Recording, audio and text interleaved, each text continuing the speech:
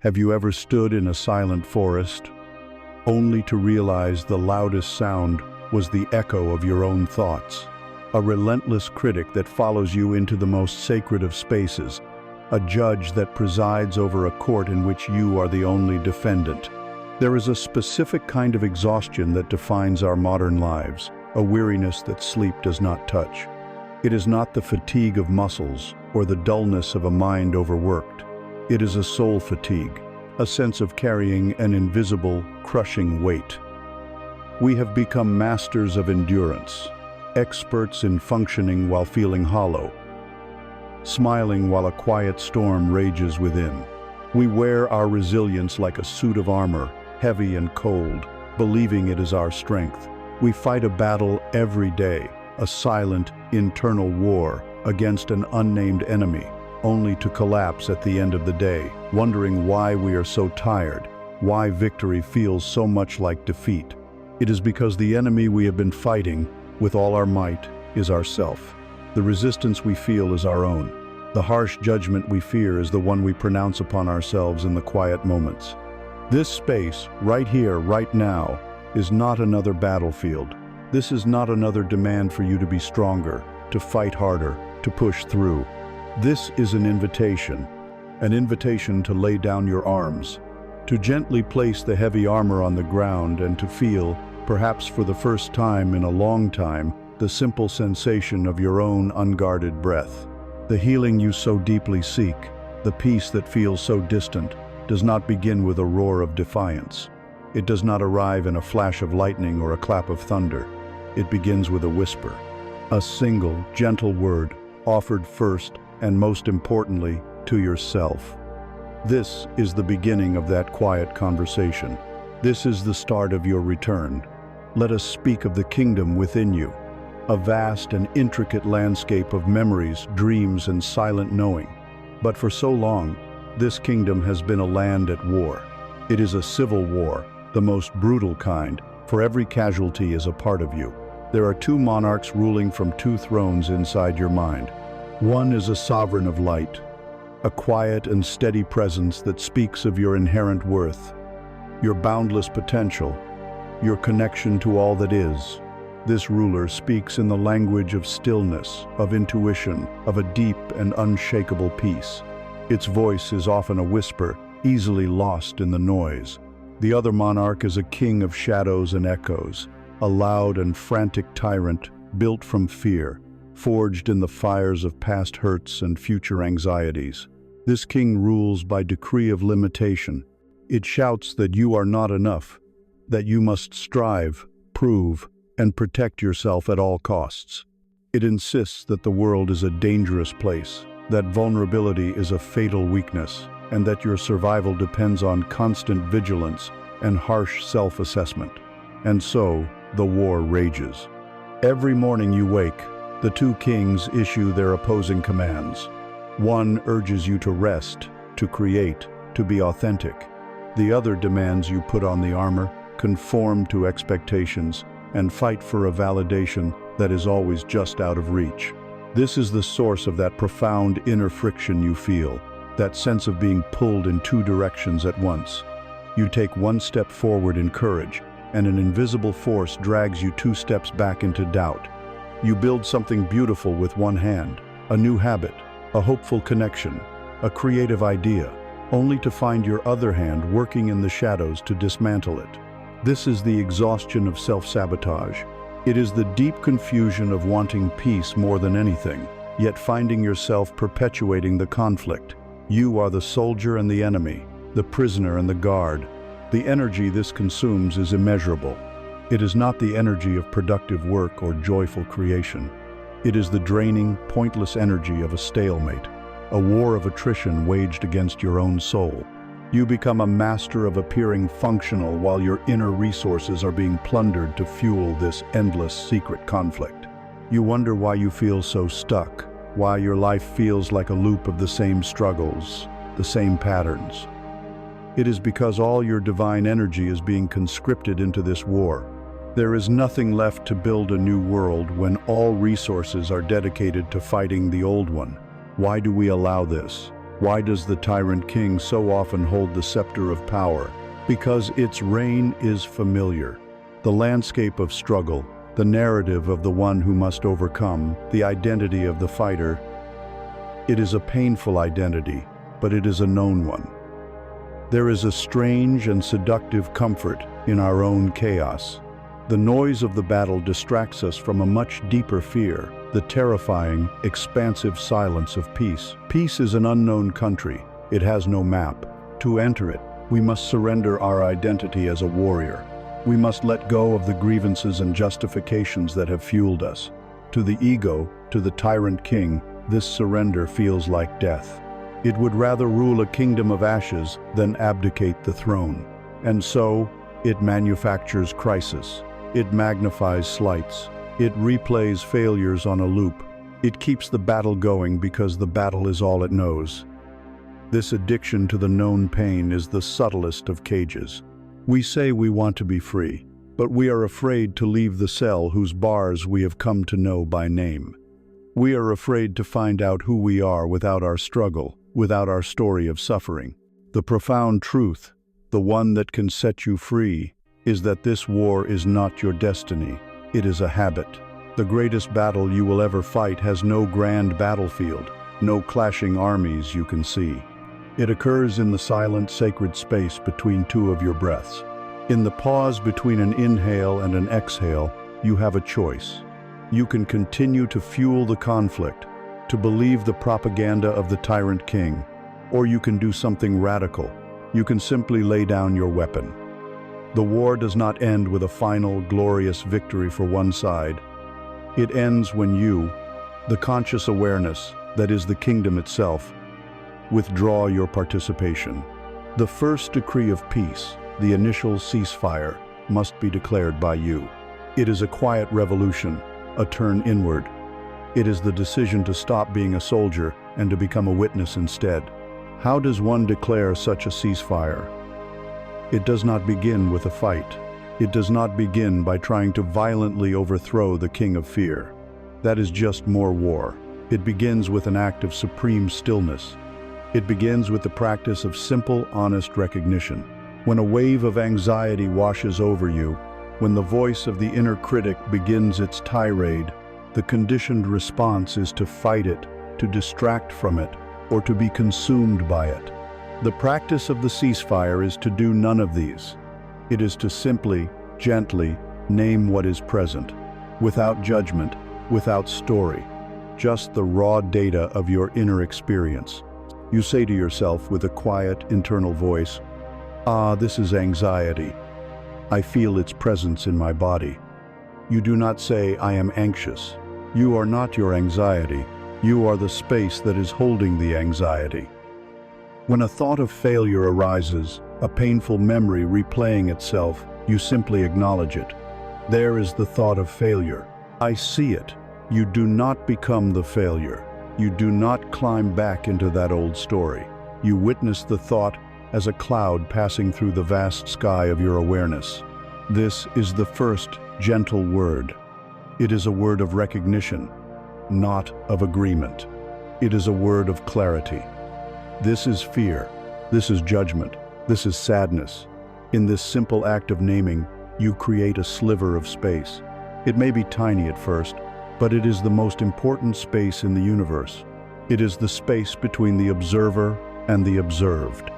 In that space, freedom is born. You are no longer enmeshed in the chaos, no longer a pawn in the game of the two kings. You elevate your position. You become the wise chancellor of the kingdom, watching the drama unfold, but not lost within it. You realize that you are not the light king, nor are you the shadow king. You are the consciousness that perceives them both. You are the kingdom itself. And from this place of witnessing, you begin to understand the futility of the war. You see the fear that drives the tyrant, the quiet strength that upholds the sovereign of light. And you realize, with a peace that feels like coming home, that you do not have to choose a side. You only have to choose to be still and to let the war rage itself out, starved of the one thing it truly needs to survive, your belief that it is real. That war within you is armed with a single primary weapon, a harsh word, and your mind in its current state has been shaped into the perfect vessel for that weapon's devastating power. Imagine the core of your being as a vast, silent cave, a subterranean cathedral of immense stillness. In its original state, it is pure potential, a space of profound peace. But at some point in your life, perhaps in your earliest, most formative years, someone stood at the mouth of that cave and shouted an unkindness into it. Maybe it was the word stupid from a frustrated teacher. Perhaps it was the weighted sigh of a disappointed parent, a wordless sound that screamed inadequate. It could have been the laughter of other children on a playground, a sound that translated to unworthy. It might not have been a word at all, but a conclusion you drew from a perceived failure, a moment where you decided, I am not good enough. The specific sound does not matter. What matters is that it was loud, it was charged with emotion, and it entered the pristine silence of your inner world. Because you were open, because your sense of self was not yet fortified, you did not question this sound. You did not have the wisdom to see it as a reflection of the other person's pain or limitation. You accepted it as truth. You absorbed it. And the unique, tragic physics of the inner world began to take effect. The word did not simply fade away. It struck the far wall of your psyche, and it echoed. Stupid, stupid, stupid. It bounced from your memory of the past to your fear of the future, from your sense of self to your perception of the world, gaining momentum, losing its original context, until all you could hear was the echo. Then, the greatest tragedy of all occurred. You forgot that the sound came from the outside. You began to believe that the echo was your own voice. You took over the job of the shouter. The original person who uttered the unkindness has long since departed. They have likely forgotten the moment entirely. But you have not. You became a loyal steward to that initial wound, a high priest of that old pain, ensuring the echo never dies. You became the one who stands at the mouth of your own cave every single day and shouts the harsh word back into it, keeping the painful reverberation alive. This is the echo chamber. Herein lies one of the most painful paradoxes of the human experience. With every cell in your body, you yearn for love, for connection, for acceptance. You look for it in the eyes of a partner, in the praise of a superior, in the validation of your peers. You are sending out a quiet prayer to the universe to be seen, to be held, to be told that you are okay. Yet, while you are doing this, the echo chamber of your mind is broadcasting a relentless, high-volume frequency of self-rejection. The inner critic, that tireless echo, is screaming, "Don't get too close. They'll see you're a fraud. You don't deserve this love. It's only a matter of time before you fail and they leave you." You are asking the world for a gentle word, while speaking the harshest words to yourself. It is like inviting a guest into your home for a peaceful dinner, while a siren is blaring from your own basement. How can they possibly feel at peace? How can love truly land and take root in a ground that is constantly being shaken by the tremors of self-recrimination? This is why external validation feels so fleeting. A compliment, a success, a moment of love might temporarily quiet the echo, but the chamber itself remains. The moment the external praise fades, the familiar, painful reverberation rushes back in to fill the silence because its frequency has become your default state of being. The message that will break this spell is as simple as it is revolutionary. You are not the echo. You are not the voice. You are not even the cave. You are the silence that contains it all. You have been identifying with a weather pattern, believing that you are the storm, but you are not the storm. You are the sky. Your true nature, your core consciousness, is a vast, open, limitless expanse of awareness. Thoughts, feelings, memories, a critic's harsh words. These are merely clouds that drift through the sky of you. Some clouds are white and fluffy, full of joy and peace. Others are dark and heavy, thundering with fear and self-doubt. But the sky is never harmed by the weather. The sky does not become the storm. It allows the storm to be there, to rage and pass, remaining unstained, unchanged, forever, vast, and serene. The entire illusion of your suffering is based on this one case of mistaken identity. You believe you are the cloud when you have always been the sky. The power to end the tyranny of the echo chamber lies in this profound shift of identification. So how do you make this shift? How do you begin to untangle your identity from the noise? You begin with a small, precise tool.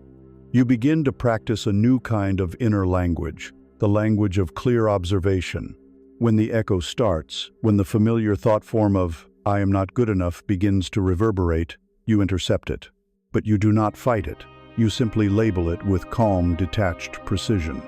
Instead of letting the thought, "I am not good enough" possess you, you take a mental step back and you say to yourself, "I am aware that I am having the thought that I am not good enough." Feel the difference.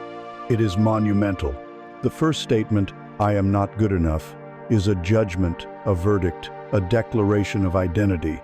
The second statement, "I am aware that I am having the thought," is a simple, truthful observation of a mental event.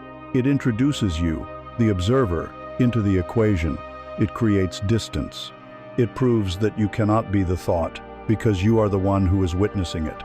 Practice this diligently, like a meditation. When anxiety tightens your chest, and the thought is, "I can't handle this," gently reframe it. "I am noticing the presence of a thought that says I can't handle this." When a wave of sadness comes, and the story is, "I will always be alone," you observe. The story of being alone is present in my mind right now. This is not denial. This is not spiritual bypassing. It is a radical act of honesty. The honest truth is not that you are a failure. The honest truth is that you are experiencing a thought about failure. The thought is not you. It is a transient electrical chemical event in your brain, amplified by the acoustics of your inner echo chamber. By labeling it, you refuse to be its amplifier. You become the soundproofing material. You absorb the echo instead of bouncing it back. You introduce pockets of silence into the cave. At first, it will feel strange. The echo will fight back. It will shout louder to reclaim your attention. But you persist, gently, patiently. I see that thought. I hear that echo. With each conscious act of labeling, you are reclaiming your power. You are remembering that you are the sky, not the cloud. You are remembering that you are the silence, not the noise. And you are taking the first definitive step out of the dark, lonely cave of the past and into the warm, clear light of the present moment. The echo chamber of the harsh word creates the need for a defense. And so, piece by piece, without even realizing it, you began to build. You constructed a suit of armor. It was not a conscious decision, not a single act of will. It was a slow accretion, a response to the battlefield of life. Each time an unkindness struck, you hammered a new plate into place. Each disappointment, each betrayal, each moment of feeling unseen or misunderstood became another rivet, another strap, another layer of cold, hard iron between you and the world.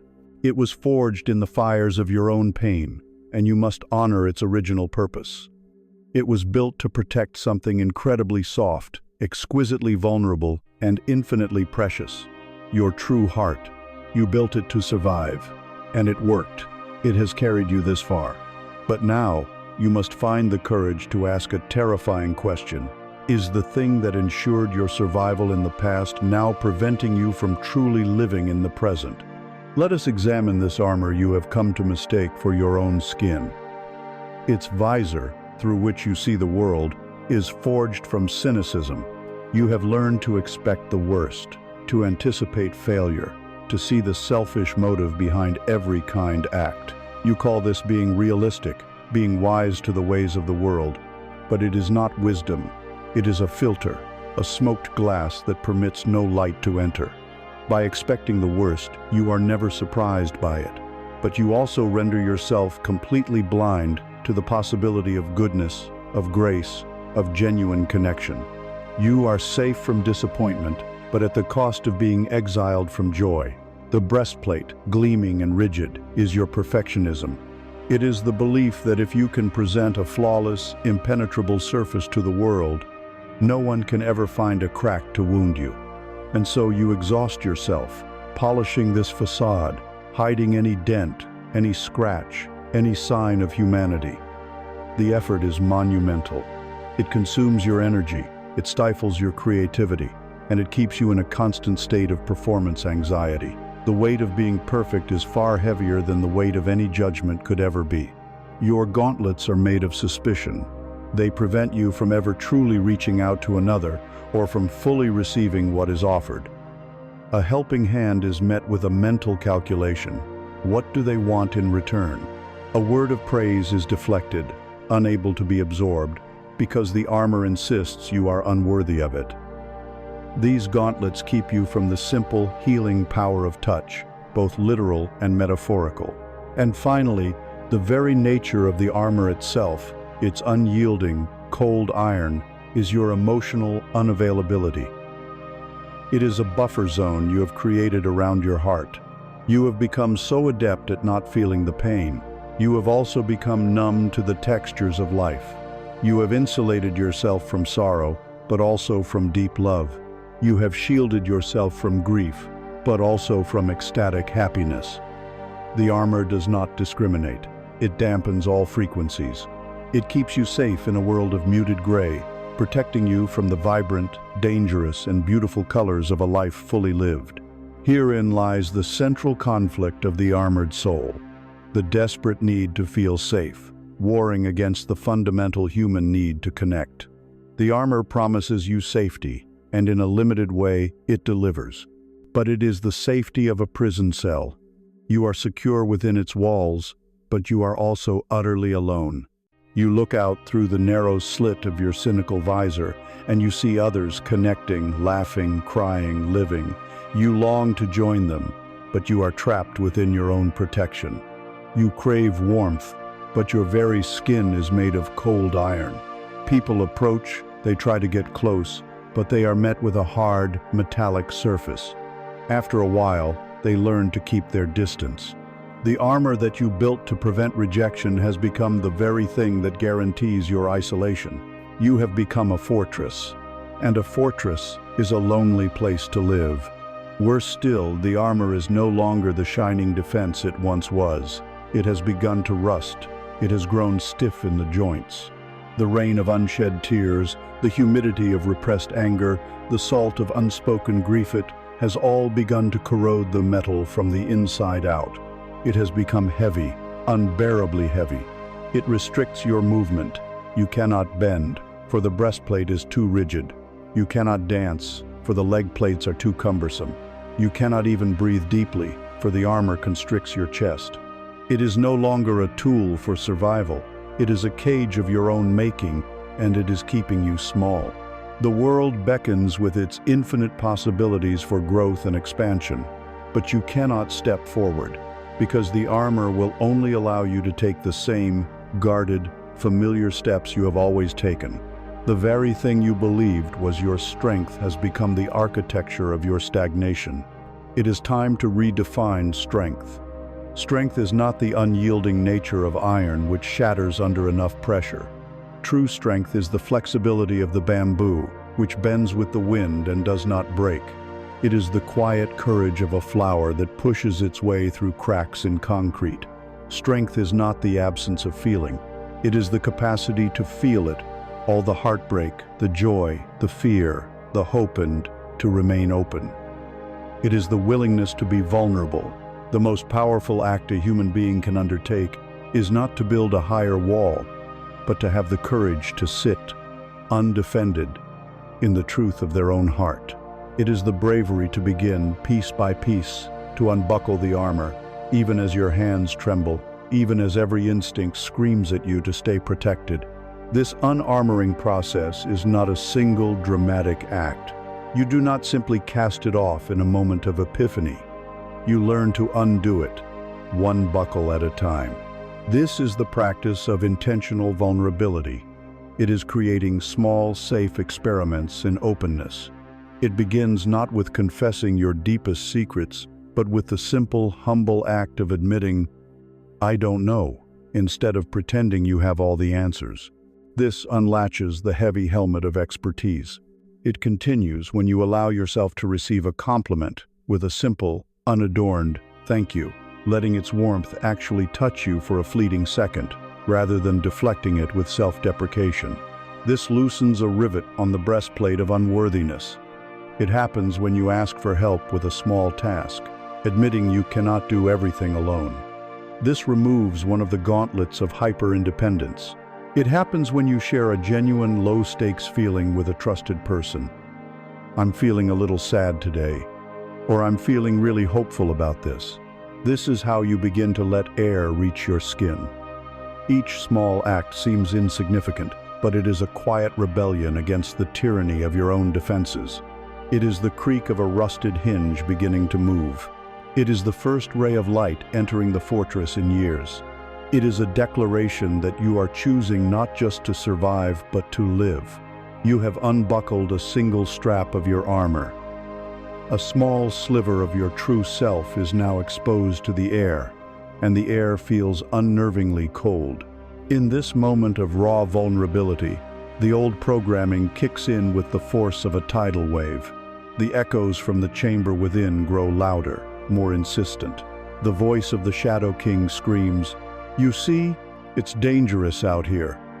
Put the armor back on. It's safer inside." The familiar feelings of shame and fear rush into the new opening, attempting to convince you that your defenselessness is a fatal error. This is the critical juncture. This is the moment where the old habit of warfare seeks to reassert its dominance. To counter this onslaught, you need a new kind of weapon. Or rather, not a weapon at all, but a tool of creation. You need the first, gentle word. And yet, as you try to form it, as you attempt to offer yourself a single phrase of kindness, you are met with a profound and surprising resistance. The words feel like sand in your mouth. To say something as simple as, "You are worthy," feels like a lie, a counterfeit emotion you are trying to pass off as real. Your entire system rebels. The inner critic laughs with derision. "Who are you kidding? You don't believe that for a second." This feeling of inauthenticity is the first line of defense for the old identity. It thrives on a brutal, narrow definition of honesty, one that only permits the acknowledgement of flaws. To this part of you, kindness is a deception. Beneath this, another, more pragmatic fear arises. It is the fear of complacency. The tyrant king, who has masqueraded as your drill sergeant for years, will argue that its harshness is what has driven you. It will insist that self-criticism is the engine of your ambition. It will whisper, "If you go soft on yourself, you will lose your edge. If you accept yourself, you will stop trying." This gentleness is a slippery slope to failure and mediocrity. We have been so deeply conditioned to believe that progress is born only from struggle and self-flagellation, that the idea of growing through self-acceptance seems utterly alien, even dangerous. We are terrified to let go of the whip, for fear we will simply collapse into inertia without it. And at the very bottom, at the bedrock of your resistance, is the raw, core belief of unworthiness. It is a quiet, heavy conviction that you simply do not deserve kindness. That kindness is for others, for people who are better, stronger, more accomplished. You can offer it freely to a friend, a child, even a stranger. But to turn that same grace inward feels like a transgression, a violation of an unspoken law that has governed your inner world for as long as you can remember. This is the true nature of the inner conflict. It is the automatic, deeply rutted neural highway of self-criticism versus the conscious, effortful attempt to blaze a new trail of self-compassion. The old path is smooth, fast, and requires no thought. The new path is overgrown with the thorns of doubt and requires you to swing a machete of pure intention with every single step. It feels unnatural because, to the established ecosystem of your mind, it is unnatural. You are introducing a foreign species into a closed environment, and the native flora and fauna are rising up to reject it. Here is the secret that will allow you to bypass this entire fortress of resistance. You do not have to believe the gentle word. Let that sink in. The goal, at this initial stage, is not to feel it. It is not to force a belief that isn't there. Forcing it is just another form of violence, another internal battle. The sole purpose of the first gentle word is to introduce a new sound into the echo chamber. It is to plant a single, foreign seed in the barren, rocky soil of your inner landscape. Think of yourself not as a person trying to convince yourself of a new truth, but as a gardener with a single, miraculous seed. You look at the ground, which is all stone and dust, and you know that logically, nothing should grow here. The act of planting feels foolish, but your job is not to worry about the harvest. Your job is simply to place the seed in the ground. And what is this seed? It does not have to be a grand, sweeping declaration. In fact, it is better if it is not. A phrase like, "I am a magnificent, divine being of light," will likely trigger a massive backlash from your inner critic. The seed must be small enough, humble enough, to slip into a crack unnoticed. It could be as simple as, "It's okay." 2 words. As the wave of anxiety hits, as you replay a mistake, as the feeling of not being enough washes over you, you gently introduce the whisper, "It's okay." Or perhaps it is, "You are doing your best." Not, "You are doing perfectly," but simply an acknowledgement of your effort. Maybe it is, "This is hard," and you are allowed to find it hard. Or even, "You can rest now." These phrases are not trying to deny the reality of your pain. They are not trying to hammer the rock of your doubt into submission. They are like water. They are soft, yielding, and they find the smallest openings, the tiniest fissures, and they begin to seep in. Now, you must find your own seed, your own gentle mantra. Let it be a phrase that feels less like a lie than any other. Once you have it, you must practice the physical act of planting it over and over without any attachment to the outcome. When you are in the shower, as the water runs over you, whisper your mantra. Let the sound of the water carry away the need to analyze it.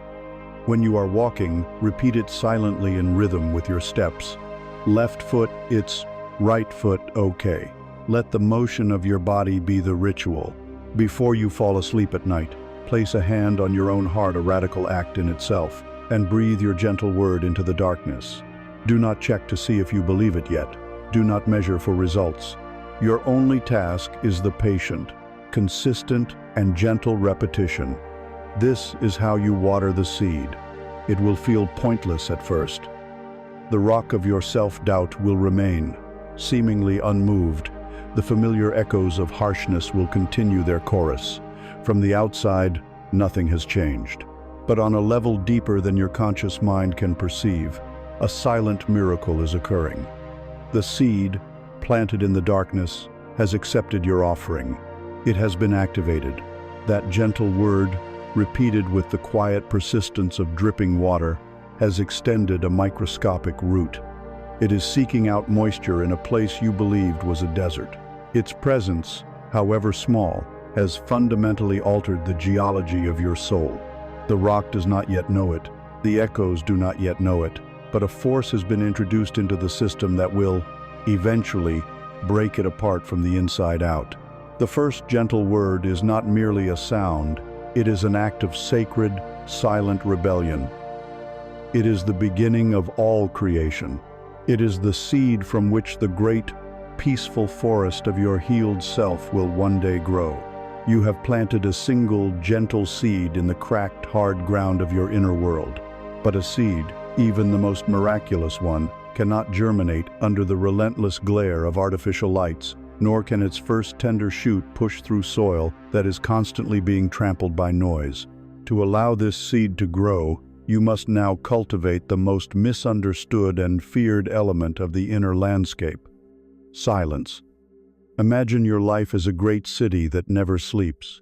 From the moment you wake to the moment you collapse into exhaustion, there is a constant, humming glow of artificial light. It is the blue light of screens, the urgent flicker of news feeds, the demanding glow of emails and notifications.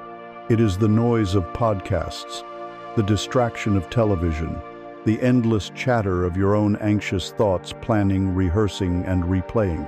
This city is so saturated with this artificial light and sound that you have forgotten what the darkness looks like. You have forgotten the sky. You have forgotten that beyond this manufactured, localized glare lies a vast, silent, and infinite universe, glittering with the cool, steady light of a billion stars. The courage to hear nothing is the courage to find the main switch and, just for a moment, to turn off the city. Why does this simple act strike such terror in our hearts? Why do we run from silence as if it were a predator? Because, in many ways, it is. It is the predator of our illusions, the enemy of our defenses. When the noise stops, the things we have been successfully running from finally have a chance to catch up. The unresolved grief you have been burying under productivity, the low-grade anxiety you have been medicating with endless scrolling, the difficult, soul-level questions about your life's path that you have been drowning out with entertainment in, the silence, they all emerge from the shadows. They sit down across from you and demand your attention. Silence is the great clarifier, and we are terrified of what we might see with such clarity. There is another, deeper fear. Your sense of self, your ego, is a creature built of doing, thinking, and reacting. It identifies itself by its job, its relationships, its opinions, its problems. In the absolute silence of pure being, where there is nothing to do, nothing to solve, nothing to consume, the ego feels itself dissolving. It panasses. It screams the terrifying, existential question, if I am not busy, if I am not thinking, if I am not distracted, then who am I? The silence threatens the very foundation of the false self, and that self will do anything to survive. It will create an itch, a sudden urge, a manufactured crisis. It will tell you that silence is boring, unproductive, a waste of time. It will do anything to make you turn the city lights back on, to restore the familiar noise that validates its own existence. And our modern world has conditioned us, on a neurological level, to obey this impulse. Our brains have been trained like circus animals to jump for the next dopamine hit of novelty, the next notification, the next bite-sized piece of information. Silence is a form of withdrawal, and it feels like an intense, unbearable agitation. We say we want peace, but the moment it is offered, we frantically scratch the itch of distraction, mistakenly believing it will bring us relief, when in fact it only tightens the chains of our addiction to noise. Here is the truth that will guide you through this fear. In silence, you lose nothing of value. You are not entering an empty void. You are entering a sacred fullness. You are not losing yourself. You are shedding the layers of who you are not. All that noise, you surround yourself with the opinions of others, the manufactured outrage of the world, the frantic anxieties about the future is borrowed. It is not yours. Silence is the act of giving it all back. It is a detoxification of the soul. You are creating a space, clearing the stage, so that for the first time, you might hear the voice that has been drowned out your entire life. It is the quiet, steady voice of your own intuition, the whisper of the sovereign of light, the deep, resonant knowing of your true self. This voice does not shout. It does not demand. It waits patiently in the silence for you to become quiet enough to hear it. So, how do we begin this terrifying yet essential practice? Not with a grand gesture, not by retreating to a monastery for a month. You begin with 5 minutes. That is all. Think of it not as meditation, which can come with its own pressures and expectations of doing it right. Think of it as a simple, courageous appointment with reality. Find a place where you can be undisturbed. Set a timer for 5 minutes. And for those 5 minutes, your only task is to do nothing. You do not have to clear your mind. You do not have to find bliss. You do not even have to focus on your breath. Your job is to simply sit or stand or lie down and to allow yourself to exist without a task, without a goal, without an escape route. Be prepared. These may be the longest 5 minutes of your week. Your body will likely feel an intense urge to move. Your mind will race, presenting you with 1,000 seemingly urgent things you should be doing instead. A torrent of thoughts, worries, and random chatter will arise. This is normal. This is the city fighting back. The point of this practice is not to defeat this inner chaos. The point is to witness it, to feel the full, raw, uncomfortable force of your own inner restlessness, and to make the conscious choice not to act on it. When the urge to grab your phone arises, just notice it. Name it. The urge to escape. When a wave of anxiety hits, just watch it. Here is anxiety. You are the scientist, and your own inner state is the fascinating subject of your observation. The only measure of success in this practice is whether you stayed for the full 5 minutes. The victory is not in achieving peace. The victory is in outlasting your own discomfort. By doing so, you build a new spiritual muscle, a capacity for presence, a tolerance for your own inner weather. You are proving to your nervous system, on a cellular level, that you can survive the absence of distraction. Those first 5 minutes of sitting in silence are like driving just to the edge of the city limits. The hum of the metropolis is still loud, its artificial glow still stains the horizon. But if you are patient, if you let your eyes adjust, you might see a single star that was invisible from the city center. You have proven that the sky is still there. As you continue this practice, day after day, you are driving further and further into the great, silent wilderness of your own being. The hum of the city fades, the artificial lights recede, and the true, breathtaking, star-dusted majesty of your inner universe begins to reveal itself. Not because it has suddenly been created, but because you have finally, courageously, cultivated the darkness and the quiet necessary to see what has been patiently waiting for you all along. This sacred silence is the rich, dark soil in which the seed of the gentle word will finally, safely begin to grow. You have planted a seed in silence. You have found the courage to turn down the city's noise, to sit in the sacred quiet, and into this newfound stillness, something will inevitably arise. A feeling. It may be a wave of anxiety about the future, a surge of grief from the past, a tremor of anger at an old injustice. And your first instinct, an instinct drilled into you by a lifetime of conditioning, will be to pick up a hammer. We see an unwanted emotion as a flaw in the structure of our peace, a nail sticking out, a rock in our path, and we believe our job is to smash it back into place. We meet anxiety with the hammer of frantic distraction. We meet sadness with the hammer of forced positivity. We meet fear with the hammer of sheer white-knuckled resistance. We spend our days swinging this metaphorical hammer, exhausting ourselves in a brutal, internal fight against our own feelings, and then wonder why our inner landscape is filled with so much rubble, dust, and noise. We fail to realize the fundamental truth. You cannot hammer your way to peace. The blow of the hammer never destroys the rock. It only sends jarring, painful vibrations through your entire being.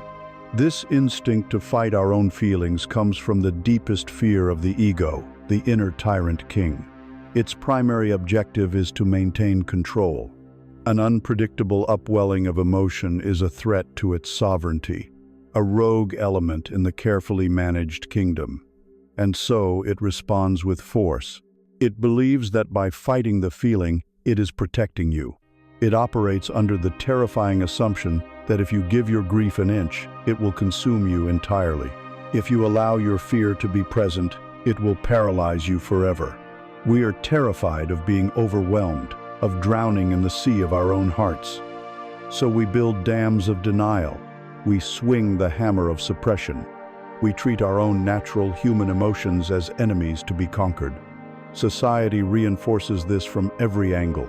We are told to be strong, which is often misinterpreted as being numb.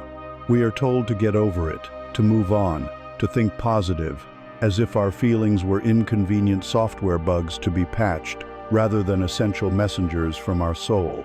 This constant internal battle, this war against our own weather, is the single greatest source of our exhaustion. Here lies the central conflict that perpetuates our suffering: the ego's desperate need for control versus the soul's quiet yearning for wholeness. The ego wants a curated reality. It wants a life of predictable, pleasant, manageable emotions. It wants the mountaintop experiences without the dark valleys. The soul, however, knows that wisdom is not found in avoiding the valleys. It knows that wholeness is not about feeling good all the time. It is about being able to feel everything with an open, non-judgmental heart. The great paradox is that the more you resist an emotion, the more you feed it. Your resistance is its fuel. When you swing the hammer at anxiety, the anxiety uses the energy of your own blow to grow stronger. It digs in its heels. It screams for your attention. The dam you build to hold back your grief only causes the pressure to build, until it inevitably bursts forth in ways that are far more destructive than if you had simply allowed the river to flow in the first place. The alternative is not to fight harder. It is to lay down the hammer and learn the way of water. Consider the nature of water. It is the softest, most yielding element, yet it is also one of the most powerful forces on Earth. When water encounters a great boulder, it does not rear back and smash itself against the rock in a futile display of force. That is the way of the hammer. Water does the opposite. It yields, it parts. It flows around the obstacle without argument, without resistance. It accepts the presence of the rock completely, and over time, with its gentle, persistent, unending current, it wears the mightiest stone down into smooth pebbles, into fine grains of sand. Its softness overcomes the hardness. Its flexibility overcomes the rigidity. This is the model for a new relationship with your inner world. To allow, to yield, to flow with what is present is not an act of weakness or surrender in the face of defeat. It is an act of profound wisdom and immense strength. It is the understanding that transformation does not happen through force. It happens through allowing. Allowing is the gentle alchemy that turns the hard rock of pain into the soft, smooth sand of wisdom. How then do you practice this way of water in your own life? The next time a strong emotion arises, let that be your signal. Instead of immediately picking up the hammer of distraction or suppression, take one conscious breath and make a different choice. Choose to turn towards the feeling, not away from it. This is the practice of becoming the riverbed. Close your eyes, and instead of thinking about the feeling, drop your awareness into your body and feel its physical presence. Visualize this emotion not as a flaw or an enemy, but simply as energy. A river of energy flowing through the landscape of your body. Your only task is to be the silent, spacious container through which it flows. Ask yourself, without needing an answer in words, where does this river of sadness begin? Is it a pressure in your chest? A heaviness in your stomach? Where does it flow? Does it rise up into your throat? Does it tingle in your hands? What is its texture?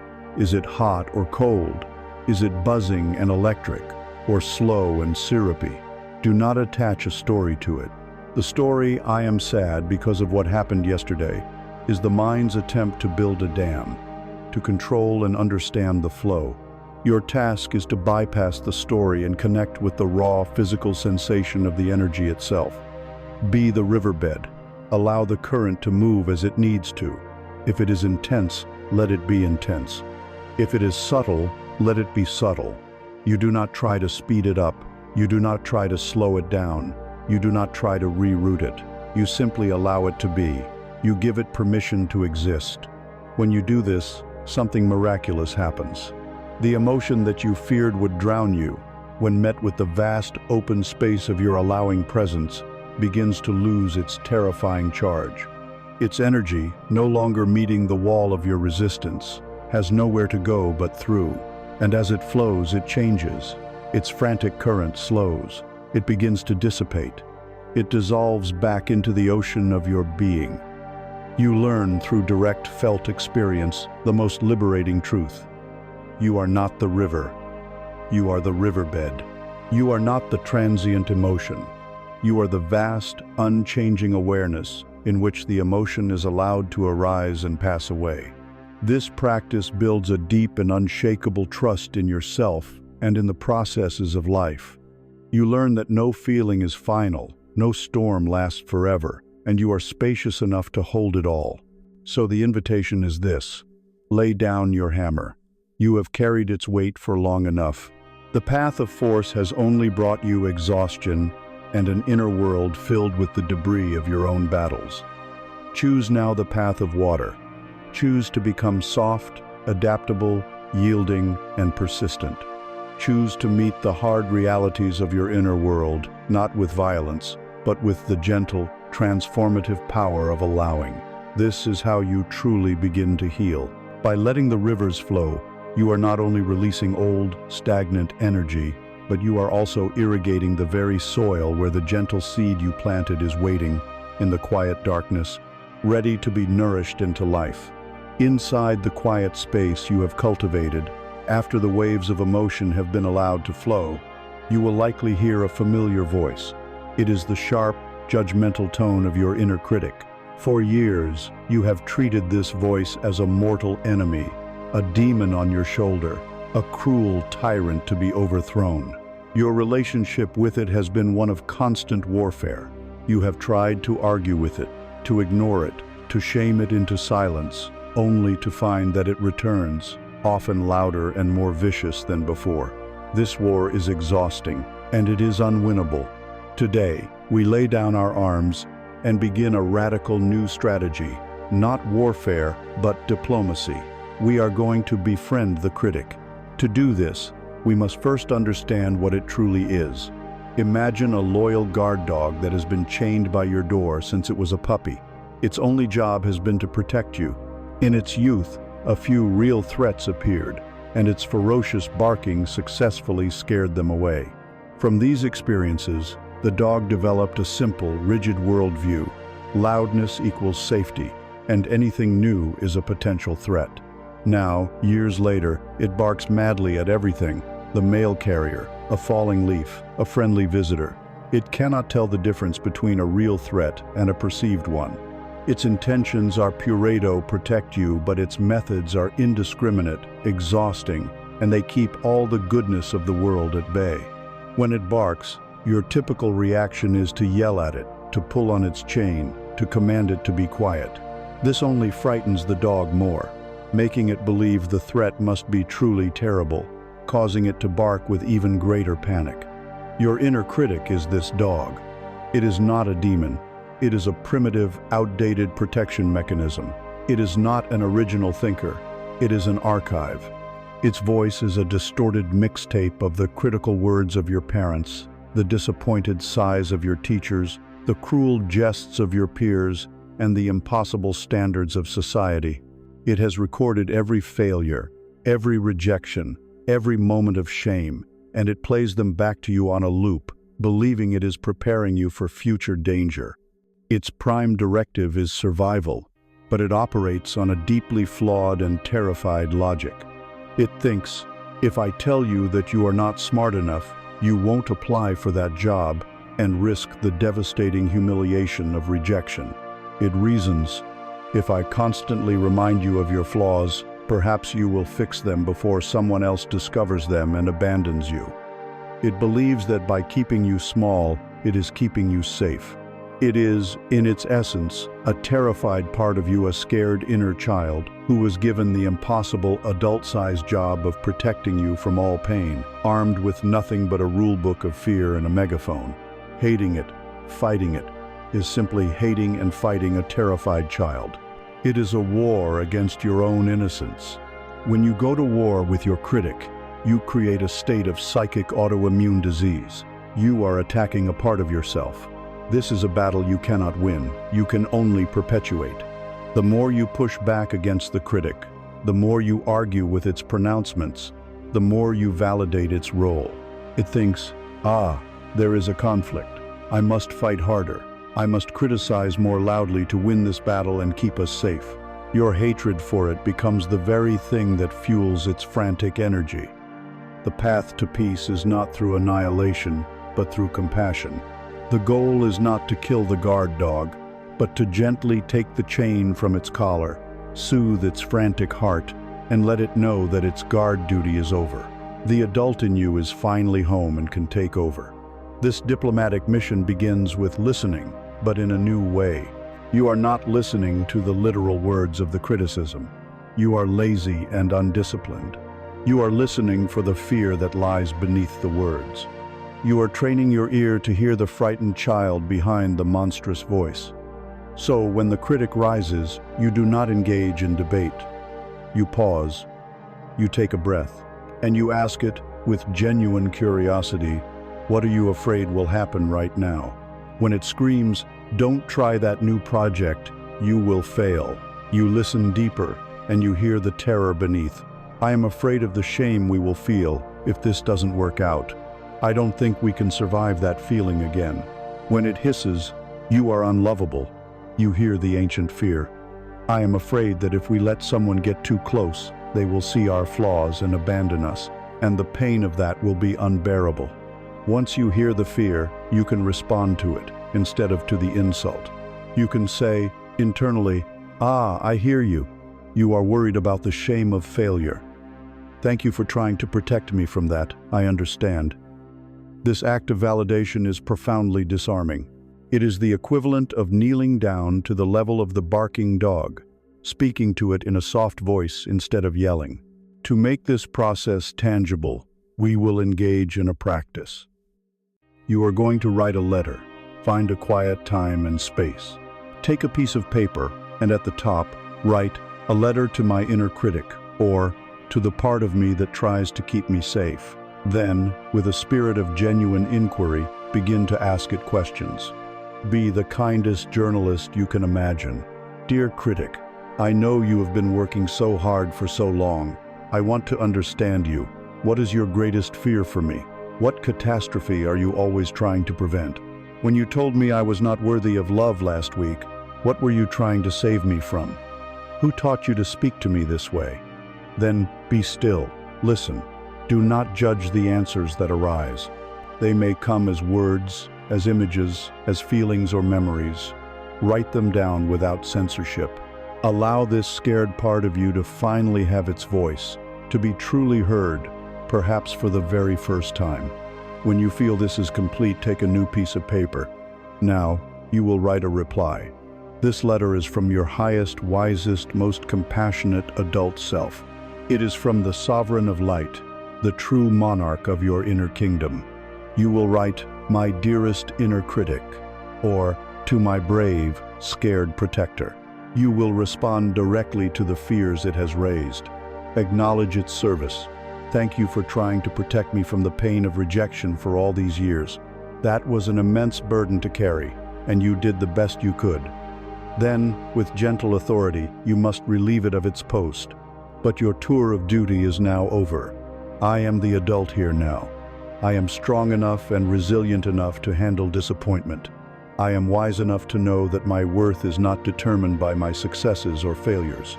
You no longer have to keep me small to keep me safe. You can rest. Promise it that you will not abandon it, but that you will no longer allow it to be in control. You, the adult, will now drive the car. The critic can sit in the back seat, but it no longer has access to the steering wheel or the brake. This practice is a profound act of inner reparenting and integration. It changes the entire dynamic of your inner world, from one of conflict to one of compassionate leadership. The ferocious guard dog, hearing the soothing voice of its trusted master, begins to calm. It may not fall silent overnight. It might still let out a nervous growl when a new visitor arrives at the door. But it is no longer in a state of constant, panicked alarm. It is learning, experientially, that it can trust you. It can trust that you will not lead it into catastrophe. By befriending your critic, you are not condoning its harsh words. You are healing the wound from which those words originate. You are bringing a lost, scared part of yourself back into the fold, back into the loving embrace of the whole. And in this newfound inner unity, this peaceful kingdom, the seed of your healing finds the safety and nourishment it needs to finally, truly flourish. You have befriended the critic. You have learned to allow your feelings to flow. And yet, the storms will still come. Life, in its immense and unpredictable nature, will continue to produce them. A sudden piece of bad news, a conflict with a loved one, a wave of baseless anxiety that rises from the deep for no reason at all. In these moments, your inner world can quickly transform into a raging sea. Your anxious thoughts are the howling wind, whipping the surface into a frenzy. Your turbulent emotions are the colossal waves crashing over the deck, threatening to capsize you. Your consciousness is a small ship, tossed about, disoriented, at the mercy of the tempest. In the heart of this chaos, it is easy to believe you are helpless, that your only option is to be thrown about until the storm passes. But you have a tool. You have something that was forged with your very first moments of life, something you carry with you always. You have an anchor. That anchor is your breath. To understand the power of this anchor, you must first understand the mechanics of the storm. When your mind perceives a threat, whether it is a real danger or simply a stressful thought, it sends an alarm signal through your entire body. This is the ancient, hardwired fight-or-flight response. Your adrenal glands flood your system with cortisol and adrenaline. Your heart begins to beat faster, pumping blood to your limbs. Your muscles tense, preparing for action. And most immediately, your breathing pattern changes. It becomes shallow, rapid, and moves high up into your chest. This is your body's way of hyper-oxygenating itself, preparing to either fight the perceived predator or run for your life. The problem is, in our modern world, the predator is most often just a thought. This is where a vicious feedback loop begins. Your shallow, frantic breathing sends a powerful somatic signal back to your brain that says, the danger is real, the threat is imminent, panic is the appropriate response. Your brain, receiving this confirmation from the body, then produces even more anxious thoughts. This, in turn, makes your breathing even more shallow and erratic.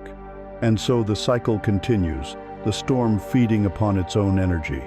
The ship is tossed more violently, the wind howls louder, the waves grow more menacing. You are caught, and you are caught in a lie. The lie is that this chaos is happening in the present moment. It is not. The thoughts driving the storm are almost always about the pastry playing a mistake, nursing a grievancer about the future, anticipating failure, fearing the unknown. You are a sailor, being battered by the ghost of a past storm and the phantom of a future one. But your body and your breath can only exist in one place, right here, right now. The breath is the bridge. It is the direct physical link between the timeless chaos of the mind and the grounded reality of the present moment. To consciously take hold of your breath is to throw a rope from the deck of your time-traveling, storm-tossed mind to the solid, unmoving bedrock of the now. You cannot command the storm to cease. You cannot shout at the waves of emotion to be still. You cannot order the winds of thought to stop howling. To try to do so is an act of supreme ego and utter futility. It is like trying to command the ocean itself. Your power does not lie in controlling the storm. Your power lies in stabilizing your vessel within it. This is the function of the anchor. When you intentionally shift your pattern of breathing, you are dropping your anchor. You are dropping it from the turbulent, churning surface of the mind, down, down, down into the calm, quiet, deep waters of the body. A slow, rhythmic breath sends an undeniable signal to your nervous system, a message that directly counters the panic signal. It says, the threat is over, the predator is gone. You are safe, you are home, you can stand down. This is not a metaphor, it is a physiological fact. Conscious, diaphragmatic breathing activates the vagus nerve and stimulates the parasympathetic nervous system, the body's own powerful, built-in system for rest, digestion, and healing. You are using the body to calm the mind. The practice itself is one of beautiful simplicity. It is called box breathing, for it has 4 equal sides, like a perfect square. It is an exercise in creating balance and rhythm in the midst of chaos. You can do this anywhere, at any time. When you feel the first winds of the storm beginning to rise, find a comfortable position. Gently, without force, exhale all the air from your lungs. Let it all go. Then, begin the first side of the box. Inhale slowly and smoothly through your nose for a count of 4. Feel your belly expand as you draw the air deep into your body. Now, the second side. Hold the breath at the top of the inhale for a count of 4. This is not a tense, strained hold. It is a gentle pause, a moment of stillness and fullness. Now, the third side.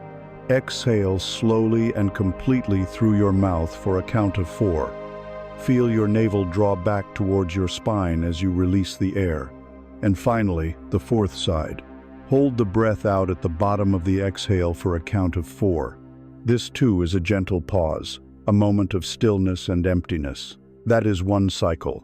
Then you begin again. Inhale, 1, 2, 3, 4. Hold, 1, 2, 3, 4. Exhale, 1, 2, 3, 4. Hold, 1, 2, 3, 4. As you practice, you can visualize yourself drawing a square in your mind's eye. Up for the inhale, across for the hold. Down for the exhale, across for the hold. The equal sides create a predictable, soothing rhythm. The holds are especially powerful.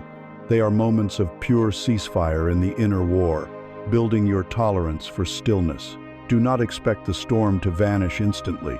The waves may still be large, the wind may still blow, but you will begin to notice a profound shift. Your ship is no longer being thrown about at random. It is held. The anchor has caught on the sea floor of the present moment. Your vessel now rises and falls with the waves, but it is no longer at their mercy. It is stabilized. You have found the point of calm within the storm. From this place of anchored stability, you can now witness the storm without being consumed by it. The thoughts are just wind. The emotions are just water. Neither can harm the calm, observant captain who is now standing steadily at the helm. The storms of life are not a sign that you are doing something wrong. They are simply a part of the journey on this vast and unpredictable ocean. The goal is not to pray for a life of perpetually calm seas. The goal is to become a skilled and courageous sailor. Your breath is your most essential tool, your most faithful first mate. It is always with you. It requires no special equipment. It costs you nothing. It is the one thing you can always control, even when everything else in the world feels beyond your control. By learning to drop this anchor at will, you are claiming your ultimate power, the power to choose your response. You are becoming the master of your own inner state. You are becoming the steady, quiet captain in the heart of your own magnificent, storm-tossed, and beautiful life. This anchored ground is the firm foundation upon which all lasting healing is built. You have anchored yourself in the storm. You have learned to use your breath to find a point of stillness, even when the waves of emotion are high and the winds of thought are howling. Now, from this place of newfound stability, you are ready to undertake the most profound shift in perspective available to a human being. It is the shift from believing you are the storm to realizing you are the sky. For your entire life, you have been living under a fundamental misunderstanding, a case of mistaken identity that is the root source of all your anxiety and suffering. You have believed that you are your thoughts. You have fused your sense of I with the endless, transient chatter of your mind. This is the great, unspoken trance of humanity. When a thought of sadness appears in the mind, the trance tells you, I am sad. When a thought of failure arises, the trance whispers, I am a failure. When a thought of anger flashes, the trance convinces you, I am an angry person. We do not experience our thoughts as fleeting, impersonal events in consciousness. We experience them as direct, factual statements about who we are. We clothe ourselves in our thoughts, and then forget the distinction between ourselves and the garment. This is why our peace is so fragile. Our sense of well-being becomes entirely dependent on the mental and emotional weather of the day. If the thoughts are positive and cheerful, we feel good. If the thoughts are negative and fearful, we feel terrible. We are like a person who believes they are a cloud, tossed about by every gust of wind, changing shape with every passing moment, and dissolving entirely in the rain. The invitation now is to break this trance. It is to perform the sacred act of disidentification. It is to realize that you are not the cloud. You are not the lightning. You are not the storm. You are the sky. Consider the sky. It is the vast, silent, and motionless space in which all weather occurs. It holds the fluffiest, whitest clouds of a perfect summer's day. It holds the dark, bruised, violent clouds of a hurricane. It holds the gentle gray blanket of an autumn morning. The sky allows it all, but it is never, for a single moment, defined by the weather that passes through it. The sky is not damaged by the most ferocious bolt of lightning. It is not stained by the darkest of clouds. It is not torn by the most violent of winds. After the most epic storm has exhausted itself, the sky remains, as it always was and always will be, pristine, boundless, silent, and at peace. This is your true nature, your consciousness, your essential being. The eye that witnesses your life is the sky. Your thoughts, your emotions, your sensations, your memories, they are all just clouds passing through. To live from this realization is to be free. But it is a difficult concept to grasp with the mind, because the mind itself is a cloud and cannot comprehend the nature of the sky. This shift must be learned through direct experience. It must be practiced. The practice is one of pure observation. It is the art of watching the stream of your own mind without getting swept away by it.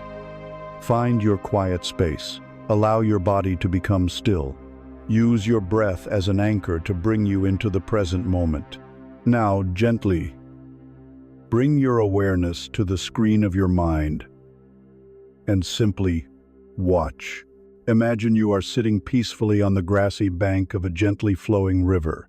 The river is the stream of your consciousness. Your only task is to watch it flow by.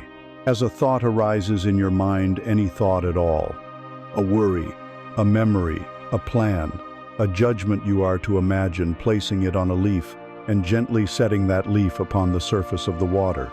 Then you simply watch. You watch the leaf with its thought appear in your field of vision. You watch it float by in front of you, and you watch it continue on its journey downstream until it disappears from sight. Then you wait for the next leaf. A thought about your to-do list appears. You place it on a leaf. You watch it float by. A memory of an awkward conversation arises. You place it on a leaf. You watch it float by. A judgment about how well you are doing this practice appears. You place that thought on a leaf too, and you watch it float by. The key to this practice lies not in what you do, but in what you don't do. You do not jump into the river to chase after a particularly interesting or pleasant leaf. You do not throw rocks at a leaf that carries a painful or unpleasant thought trying to sink it. You do not try to build a dam to stop the river from flowing. Your job is simply to be the silent, impartial, and compassionate witness on the riverbank. You will get distracted. This is not a failure, it is a certainty. Your mind will wander, and you will suddenly realize that you have been downstream for 5 minutes, lost in a flotilla of leaves. The moment you realize this, the moment you wake up from the thought, that is a moment of victory. In that moment of realizing, you are no longer the thought. You are the awareness that is noticing the thought. And with infinite gentleness, without any self-recrimination, you simply escort yourself back to your seat on the riverbank, and you begin again, waiting for the next leaf. Alternatively, you can use the primary metaphor. See yourself as the vast, open blue sky. As thoughts arise, see them as clouds of different shapes and sizes. A fleeting thought is a small, wispy cloud. A heavy emotional story is a large, dark storm cloud. Your task is the same. You do not try to push the clouds away. You do not try to cling to the pretty ones. You simply rest as the sky and allow the entire weather pattern of your mind to drift through the space of you. You are the container, not the contained. With every moment you spend practicing this, you are performing a profound act of rewiring. You are weakening the ancient, reflexive habit of fusing with your thoughts, and you are strengthening the new, liberating muscle of observation.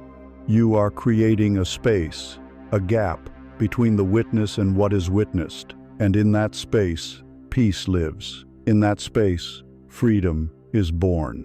You begin to understand, on a level deeper than words, that you are not the anger, you are the space that holds the anger. You are not the anxiety, you are the silent, loving awareness that notices the anxiety. You are not the story of your life, you are the conscious space in which the story of your life is unfolding. This does not mean your life will be free of difficult thoughts or painful emotions. The sky of a living being will always have weather. To wish for a life with no clouds is to wish for a dead sky. The goal is not to create a permanently clear sky, but to become so deeply and unshakably identified with your own sky-like nature that you are no longer troubled by the passing weather. You can feel the coolness of the rain. You can be illuminated by the flash of lightning. You can even appreciate the dramatic beauty of a storm, all without ever for a moment forgetting that you are the vast, invulnerable, and peaceful sky that holds it all. This is the end of suffering. It is the discovery of the peace that was always already here, hidden in plain sight, obscured only by the clouds we mistook for ourselves. You have anchored yourself in the present moment. You have recognized that you are the sky, not the passing clouds of thought. From this high vantage point of the silent observer, you are now able to see something remarkable. You can see the very architecture of your inner world, the invisible scaffolding upon which your reality is built, and you realize it is all governed by a set of powerful, immutable laws. There is a law of gravity in your soul that dictates what pulls you down. There is a law of thermodynamics that governs your energy. But unlike the laws of the physical universe, which are impersonal and absolute, the laws of your inner universe were written by a single, fallible legislator, you. You are living under a constitution you drafted in your childhood, and you have forgotten you are its author. These laws are your core beliefs, the foundational assumptions you hold about life, love, and yourself. They were not formed in a single conscious moment. They were written slowly, unconsciously, etched into your being by repeated experiences and childhood interpretations. If, as a child, you were only given praise when you achieved something, you may have written the law, "My worth is conditional upon my performance. I must earn my right to exist." If you witnessed relationships filled with conflict and pain, you may have passed the amendment, "Love is dangerous. True intimacy inevitably leads to suffering."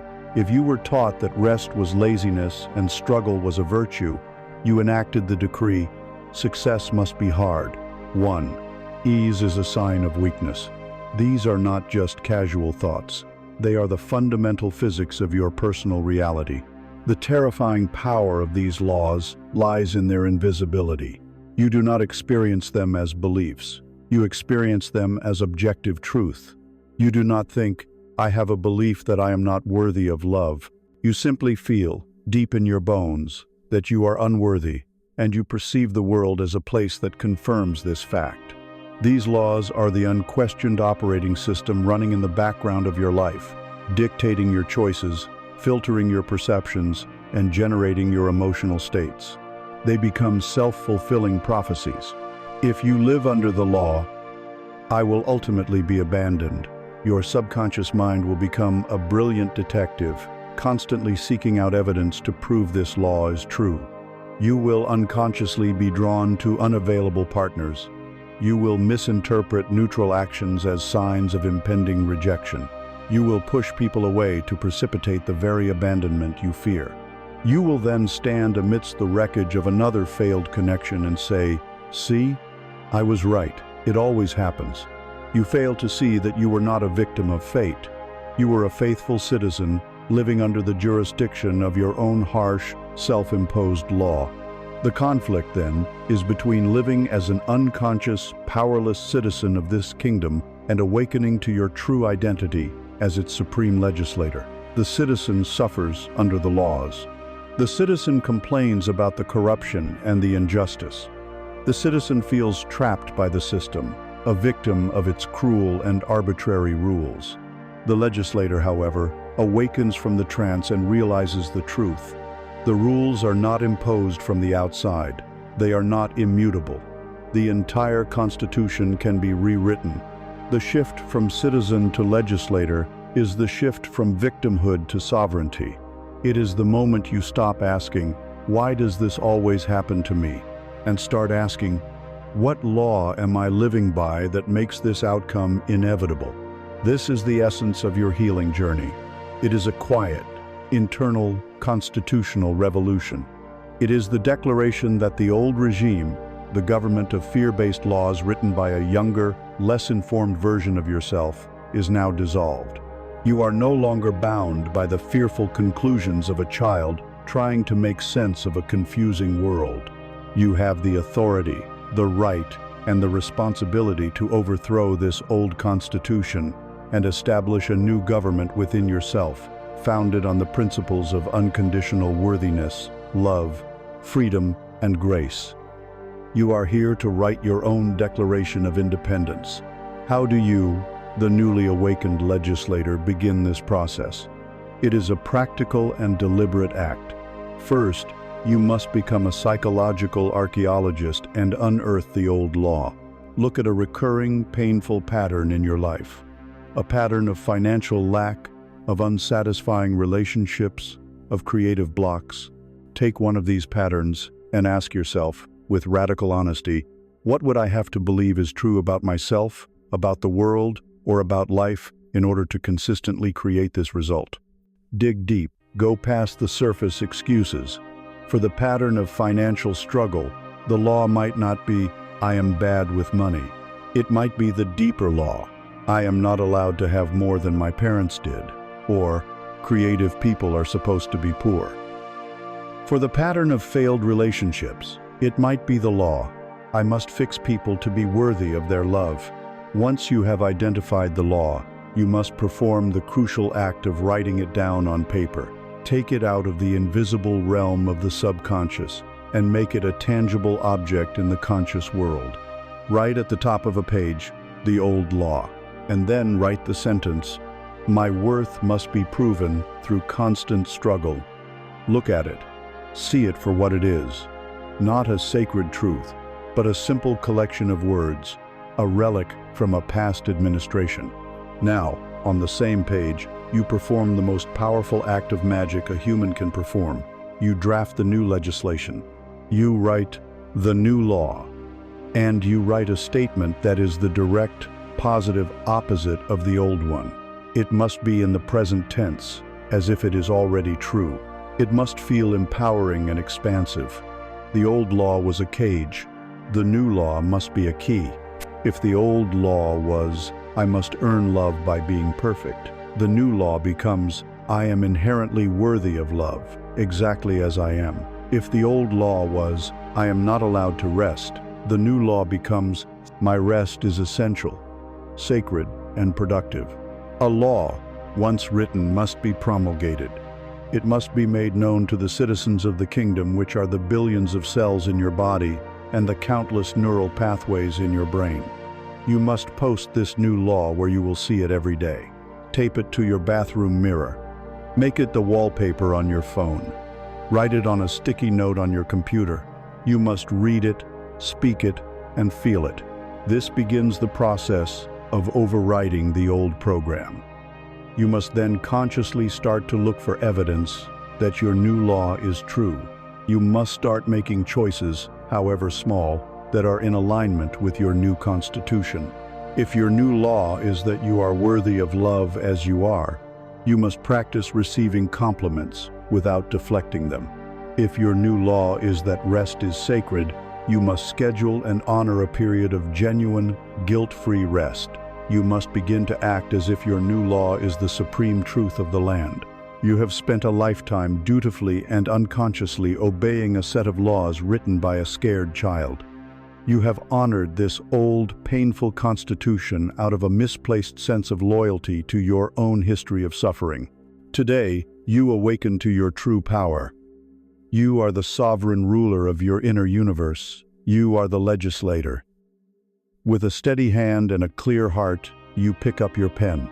You strike the old, fear-driven laws from the record, and you begin to write the new constitution of your life. This is not just changing your mind, this is changing your world. It is the ultimate act of conscious creation. It is the architectural work of healing. You have begun the great work of rewriting the laws of your inner universe. You have anchored yourself in the sky of your own awareness. Now, you are ready to learn the secret of the ancient alchemists. For centuries, they sought the legendary Philosopher's Stone, a substance believed to have the power to transmute base metals, like lead, into the purest gold. This quest was not merely about material wealth. It was a deep, spiritual metaphor. It was about the transformation of the ordinary into the sacred, the heavy into the light, the mundane into the miraculous. This Philosopher's Stone exists. It is real, and it has been within your possession all along. This power, this sacred catalyst, this spiritual alchemy, is the practice of gratitude. To understand why this alchemy is so necessary, you must first acknowledge the nature of the human mind. Your brain is not designed for happiness, it is designed for survival. It carries a primal, ancient software package called the negativity bias.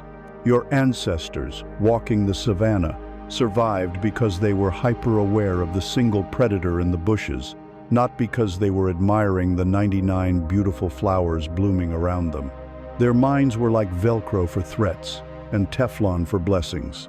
This software is still running in your head today. It causes you to fixate on the one critical comment in a sea of praise, to obsess over the one thing that went wrong in a day filled with small successes, to focus on the one thing that is lacking in a life that is, in truth, overflowing with abundance. This bias keeps you tuned to the frequency of lack. It is a state of perpetual, low-grade hunger, a feeling that something is always missing, that you are not quite there yet. It is the leaden weight of not enough. Gratitude is the conscious act of rebellion against this primitive programming. It is the deliberate, willful act of retuning the instrument of your attention.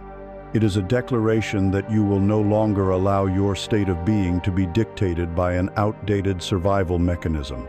The inner conflict is between the magnetic pull of lack and the conscious choice for abundance. These are not just attitudes, they are vibrational states. The frequency of lack broadcasts a signal of poverty to the universe, and the universe, in its impersonal wisdom, reflects that reality back to you. The frequency of abundance, which is the feeling state of enough, broadcasts a signal of wholeness, and the universe responds in kind. Gratitude is the tuning fork you use to consciously shift your own frequency from the static of scarcity to the clear, resonant tone of sufficiency. Let us be clear about what this alchemy is not. Gratitude is not a form of toxic positivity. It is not about pretending everything is perfect or putting a synthetic smile on your face while your heart is breaking.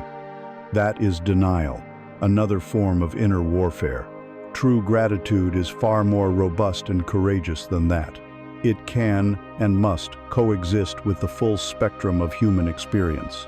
You can be profoundly grateful for the years of love you shared with someone, even as you are submerged in the grief of their loss.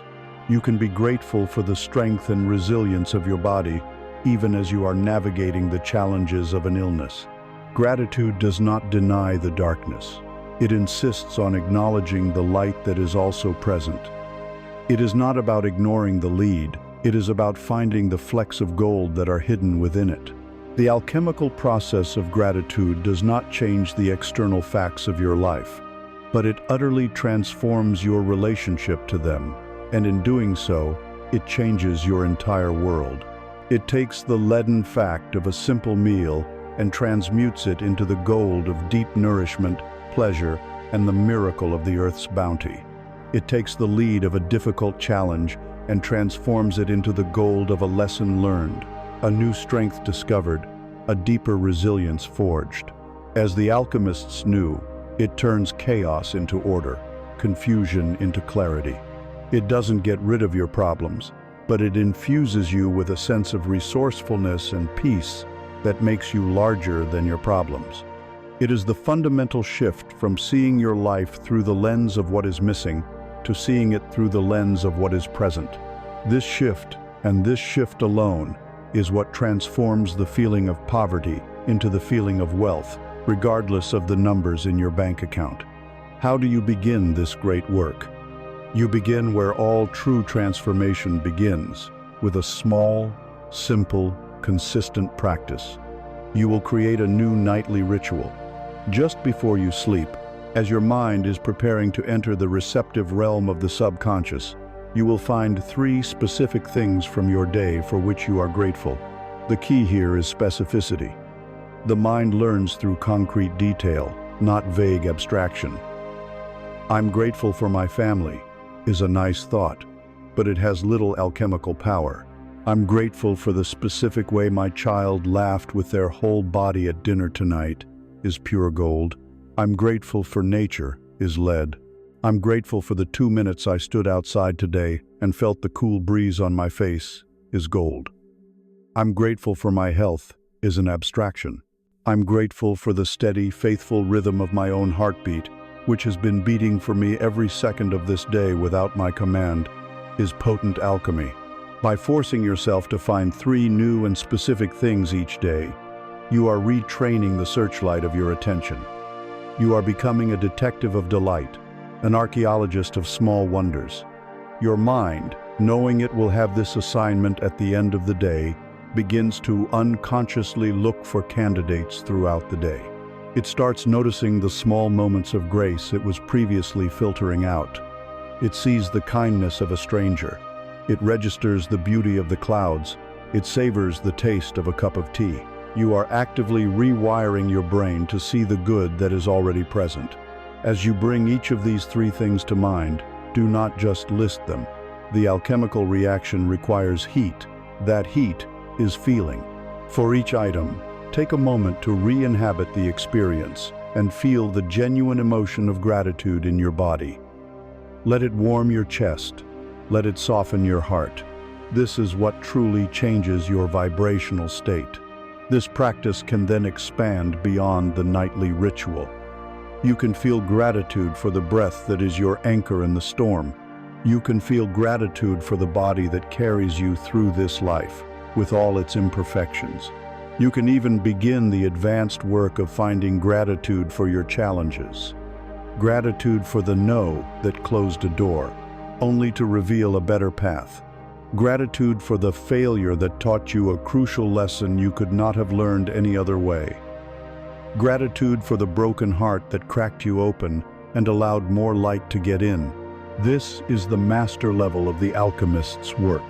Most people spend their lives on an external quest, believing that happiness will be found when they acquire more gold from the outside world.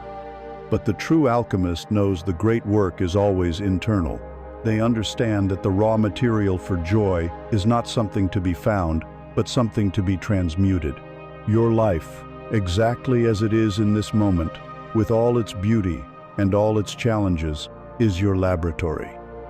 The ordinary, leaden moments of your day are your raw materials, and gratitude is the philosopher's stone. The invitation is to pick it up and begin the work, to discover, with ever-growing wonder, that you have had the power to create your own gold all along. This golden state of being is the rich, fertile soil that will nourish the seed of your true self into a magnificent tree.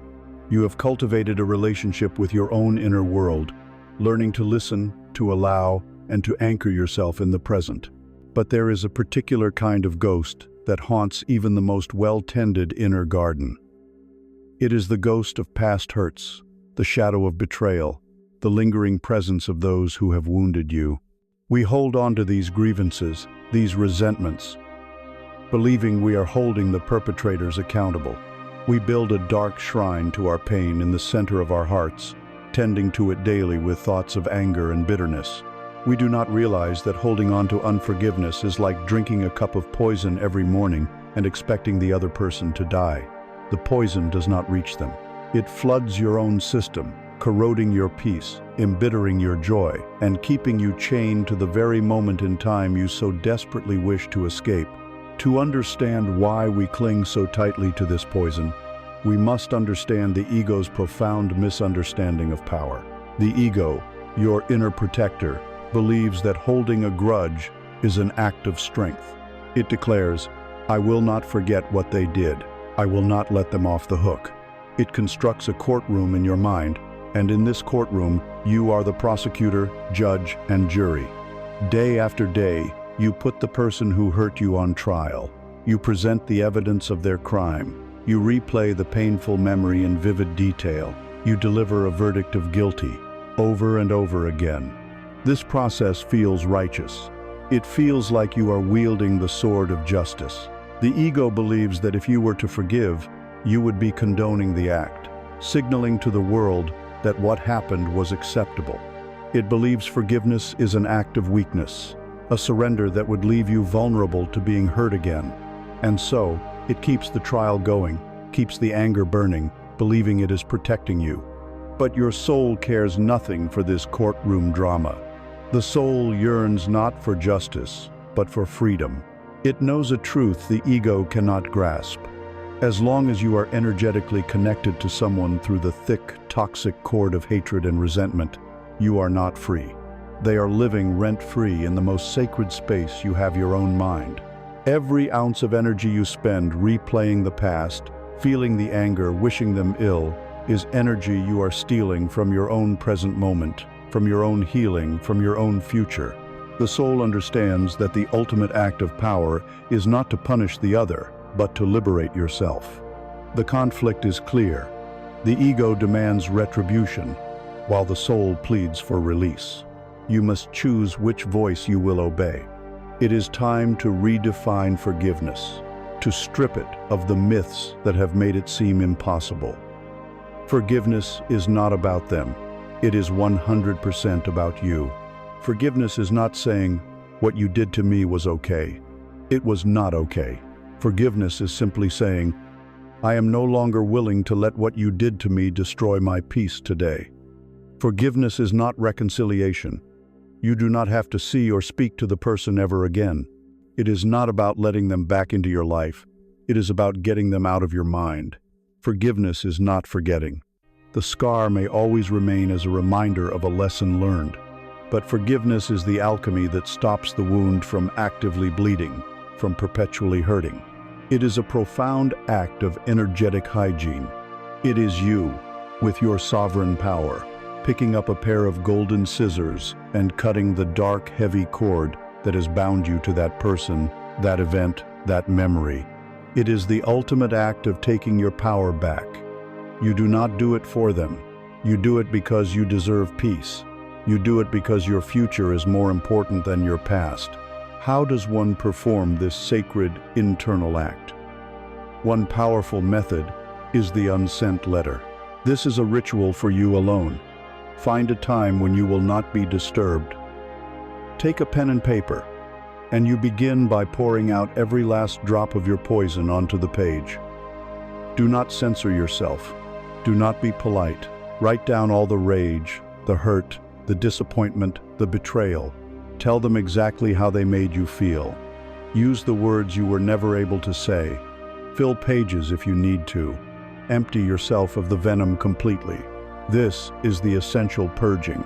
When you feel there is nothing left to say, you will write a final paragraph. It will be a declaration of your own liberation. You will write, "And for my own sake, for my own peace, for the sake of my own future, I now choose to release you.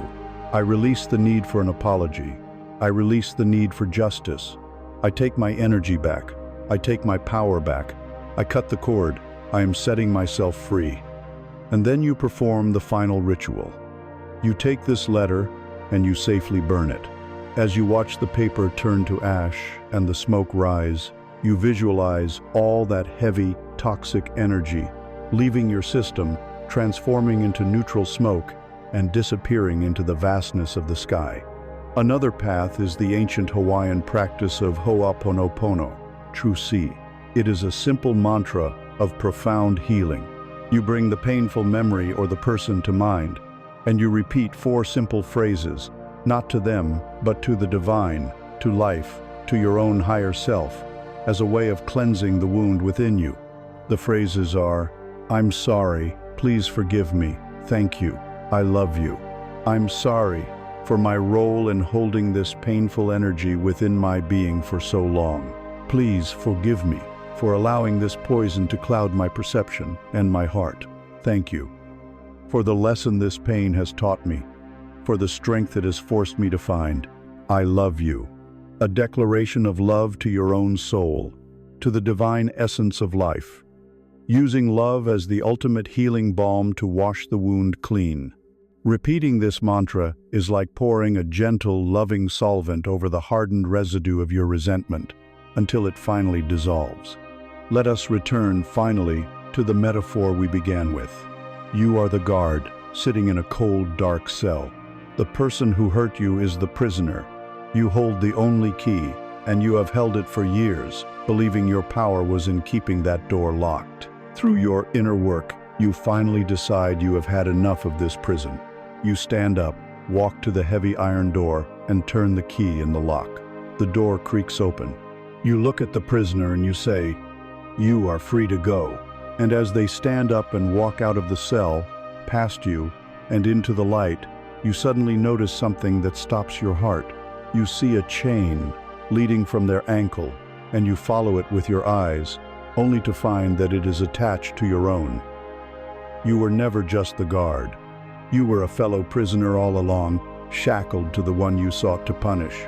And in the moment you chose to release them, you discover, with breathtaking clarity, that it was you who you were truly setting free.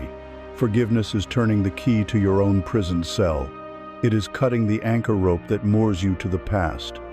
It is the deep cleaning of your inner house, making space for a new life to finally begin. Imagine that your life, force your time, your energy, your attention, your passion is a beautiful and sacred garden. In the center of this garden, grow your most precious flowers, your dreams, your well-being, your creative projects, your deepest relationships. For this garden to flourish, it requires careful tending. It needs fertile soil, clean water, and abundant sunlight. But for many years, you have left the gate to this garden wide open. You have allowed anyone and everyone to wander in. They come with their own needs, their own agendas, their own urgencies. They trample your delicate flowers. They divert your water supply for their own purposes. They plant the fast-growing weeds of their own priorities in your sacred soil. You look upon your garden and wonder why you are so exhausted, why nothing of your own ever seems to grow. It is because you have not yet learned the sacred art of closing the gate. You have not yet learned to say no. The inability to say no is not a simple character flaw. It is a deeply ingrained survival strategy.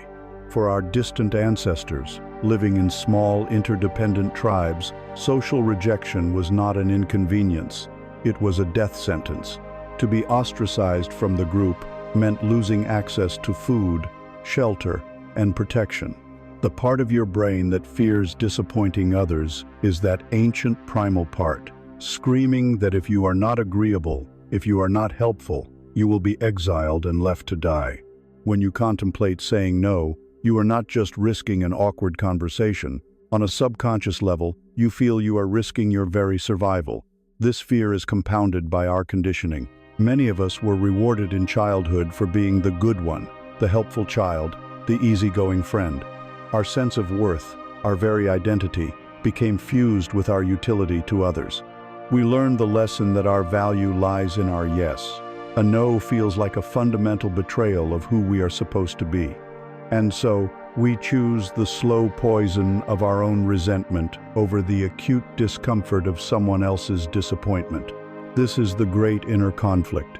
the desperate childlike need to be liked versus the quiet, adult necessity of self-respect.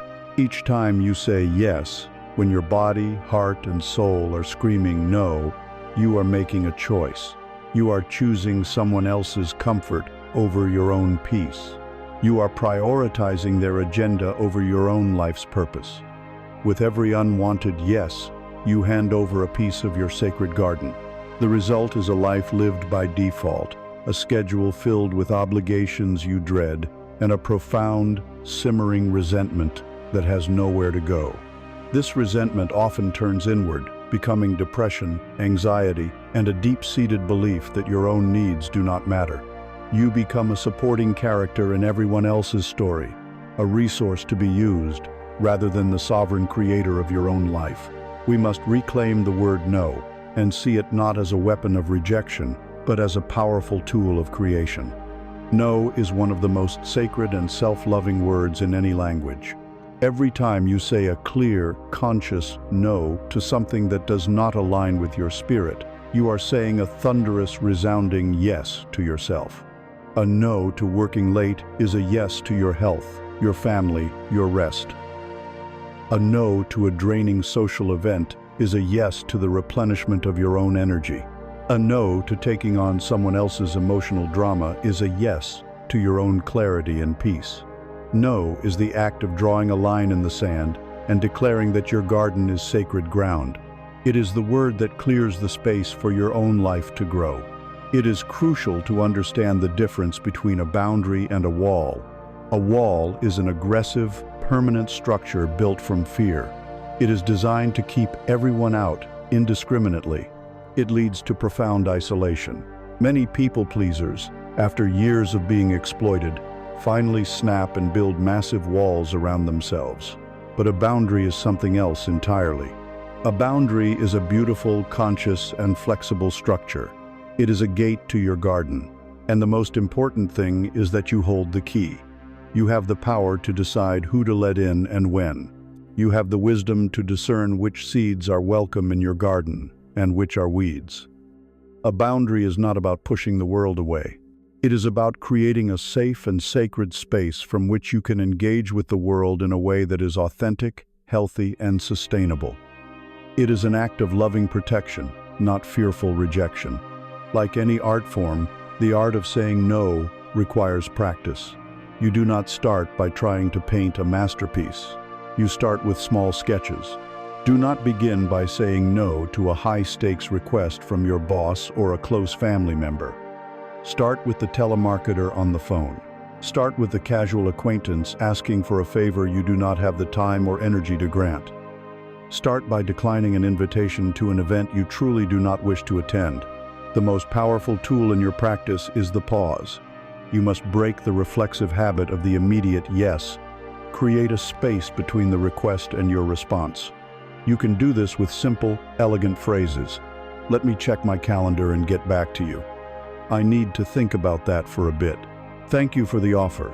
Let me consider if that aligns with my priorities right now. This pause is a sanctuary. It allows you to step away from the pressure of the other person's presence and consult the true oracle, your own inner knowing. In that quiet space, you can ask yourself, do I truly want to do this? Do I have the energy? Does this serve my higher purpose? When you do deliver your no, it does not need to be wrapped in 1,000 apologies or elaborate, untrue excuses. These things only invite negotiation. A simple, kind, and firm response is the most respectful to both yourself and the other person. Thank you so much for thinking of me, but I won't be able to do that at this time. Or, I appreciate the invitation, but I'm going to have to pass. It is complete, it is clear, it is honest. You must also prepare for the reality that some people, especially those who have benefited from your lack of boundaries, may not react well. They may express disappointment. They may try to make you feel guilty. Your task is to learn to tolerate their discomfort without taking responsibility for it. Their feelings about your no are their feelings. They are not yours to manage. Your only responsibility is to be true to yourself. When you first begin to practice this sacred art, When you first start diligently pulling the weeds of unwanted obligations and unsuitable requests from your garden, it may feel strange. The garden might look a bit empty. The people who are only there to take advantage of your open gate policy may drift away. This can feel lonely for a time, but this clearing is an essential and holy act. It is only in this newly created space, this cleared and tended soil, that your own flowers, your passions, your dreams, your peace of mind finally have the sunlight, the water, and the nourishment they need to grow strong and blossom into their full beauty. Saying no is the sacred act of tending your own soul. It is how you transform your life from a chaotic, overgrown plot of land into a garden of deliberate and breathtaking beauty. You have learned to tend to your inner garden, to say no to the weeds, and to forgive the past. Now, we must speak of the garden's soil itself, your physical body. For centuries, our culture has worshipped at the altar of the thinking mind. We have been taught to live from the neck up, treating the body as a beast of burden, a mere vehicle whose primary purpose is to carry the head from one important meeting to another. We have become disembodied, divorced from the most profound and honest source of wisdom we will ever possess. We have a detailed map of the world in our minds, filled with charts and theories and other people's advice, but we have forgotten how to read the compass.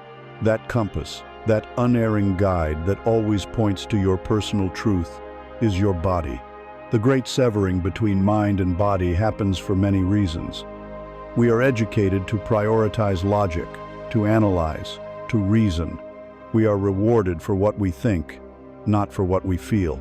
But we also disconnect, because the body is the vault where we store our unprocessed pain.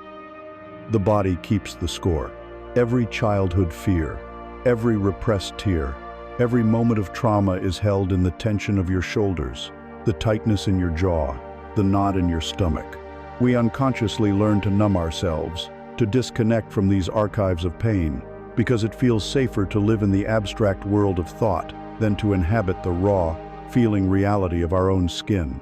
We busy ourselves with the constant noise of modern life, our attention perpetually directed outward, until the subtle, intelligent language of our own body has faded to an indecipherable whisper.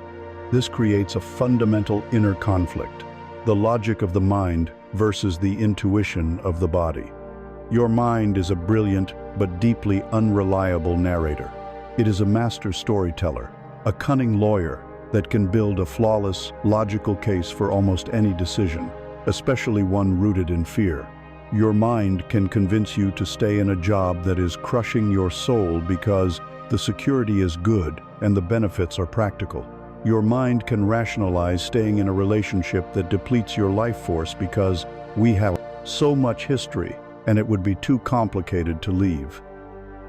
The mind is deeply influenced by societal conditioning, by the expectations of others, and by the ego's desperate need for safety and approval.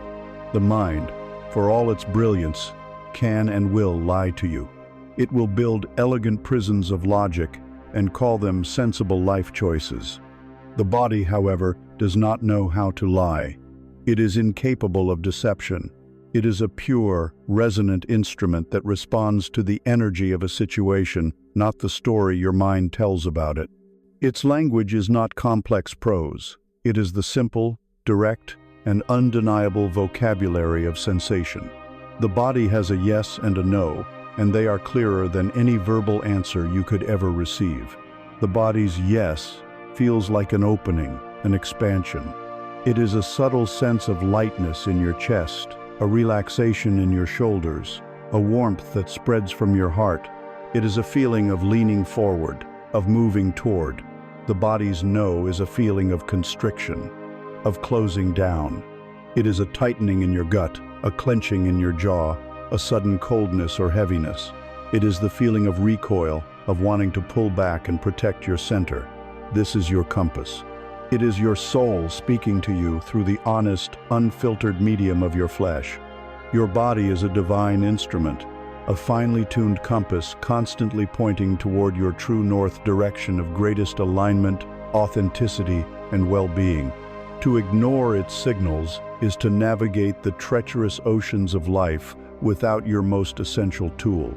The great work of coming home to yourself is the work of re-inhabiting your body, of learning to listen to its language again, of learning to trust its unerring wisdom.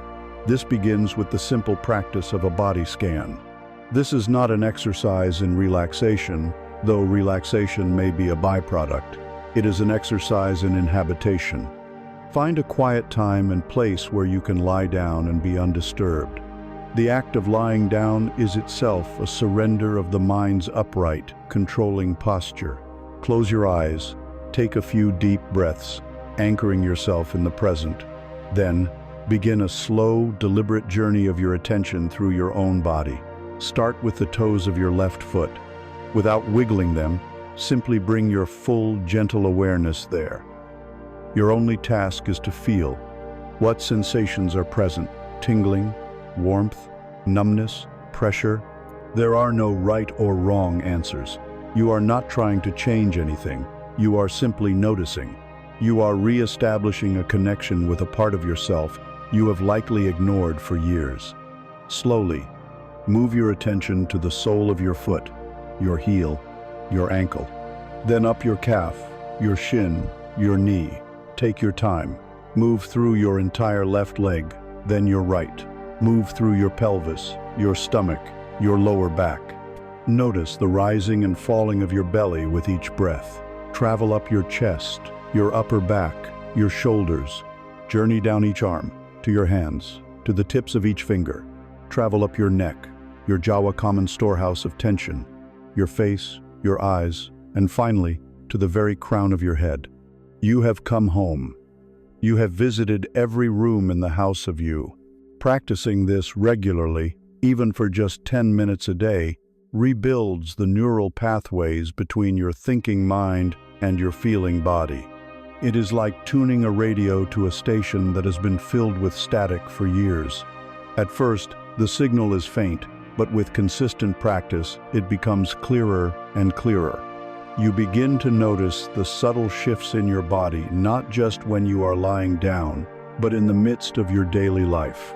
You start to notice how your chest tightens when you are around a certain person, or how your stomach relaxes when you are engaged in a creative activity you love. This is your compass giving you readings. With this renewed connection, you can begin to use your body as a conscious guide for your decisions. When faced with a choice, quiet your mind. Take one of the options and try it on. Imagine you have already said yes to it. Then drop your awareness into your body. What is the immediate, visceral response? Is there a subtle clenching, a feeling of dread, a heaviness? That is a no. Now, imagine you have chosen the other option. What is the response now? Is there a sense of opening, of lightness, of peace, even if the path seems scary to the mind? That is your yes. The mind's job is to take the clear directional signal from the compass of the body and then use its map to figure out the specific steps of the journey.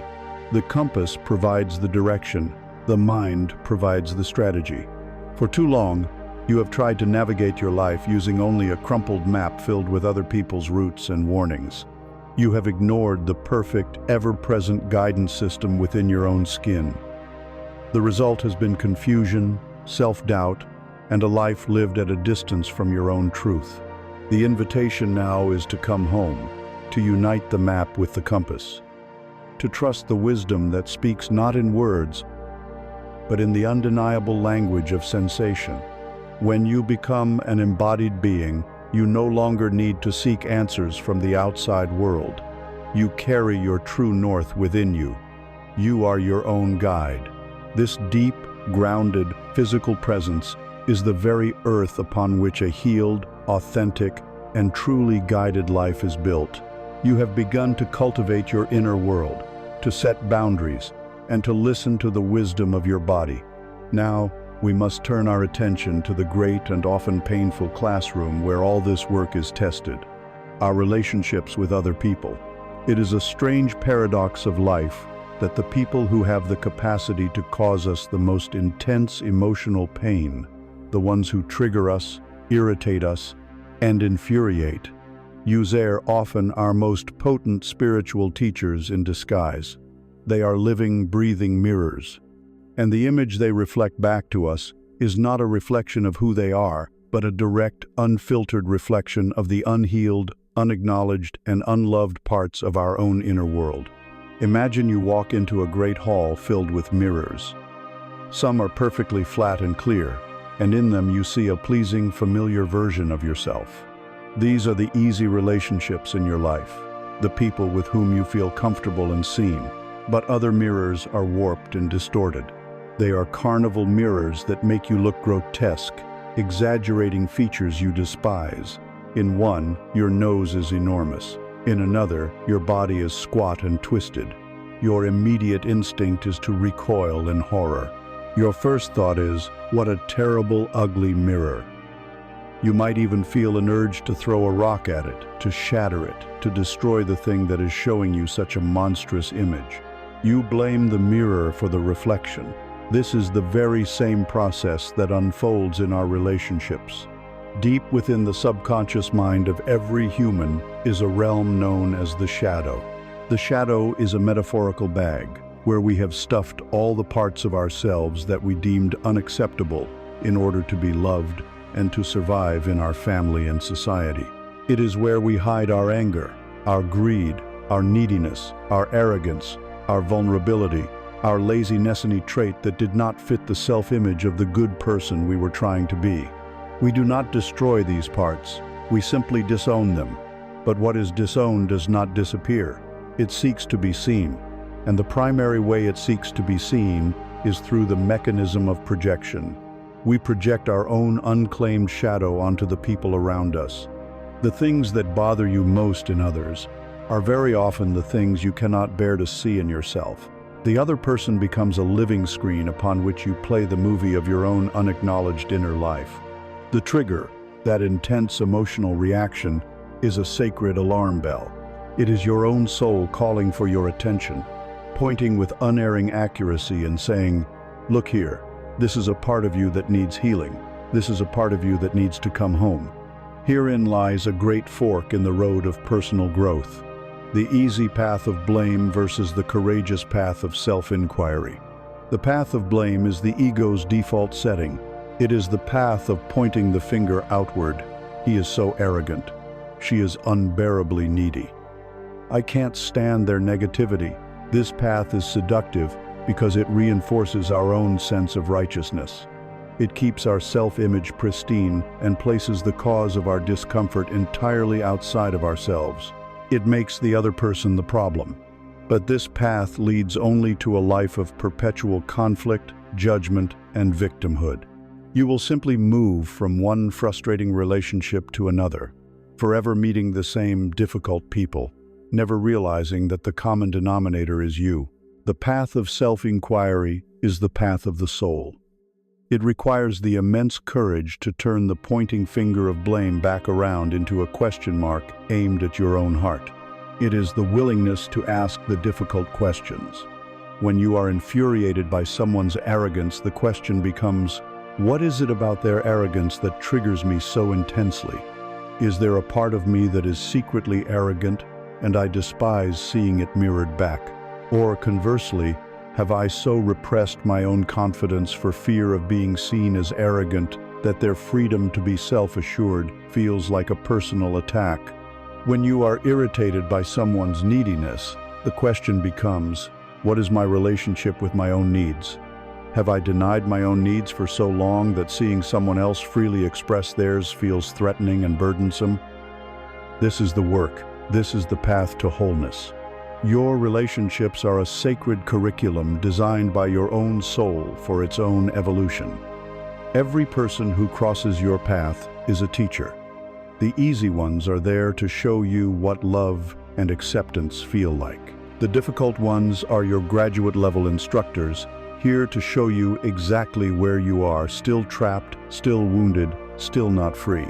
The goal is never to change the other person.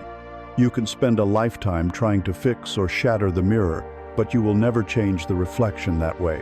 The only goal is to use the information provided by the mirror to heal yourself, To make this practical, you can engage in a practice of mirror work.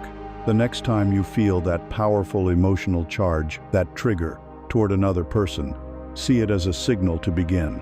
Find a quiet moment with a journal. At the top of the page, write the person's name. Then, list the specific behaviors or traits that are causing your intense reaction. Be as precise as possible. Now comes the act of courage. Look at the first trait on your list.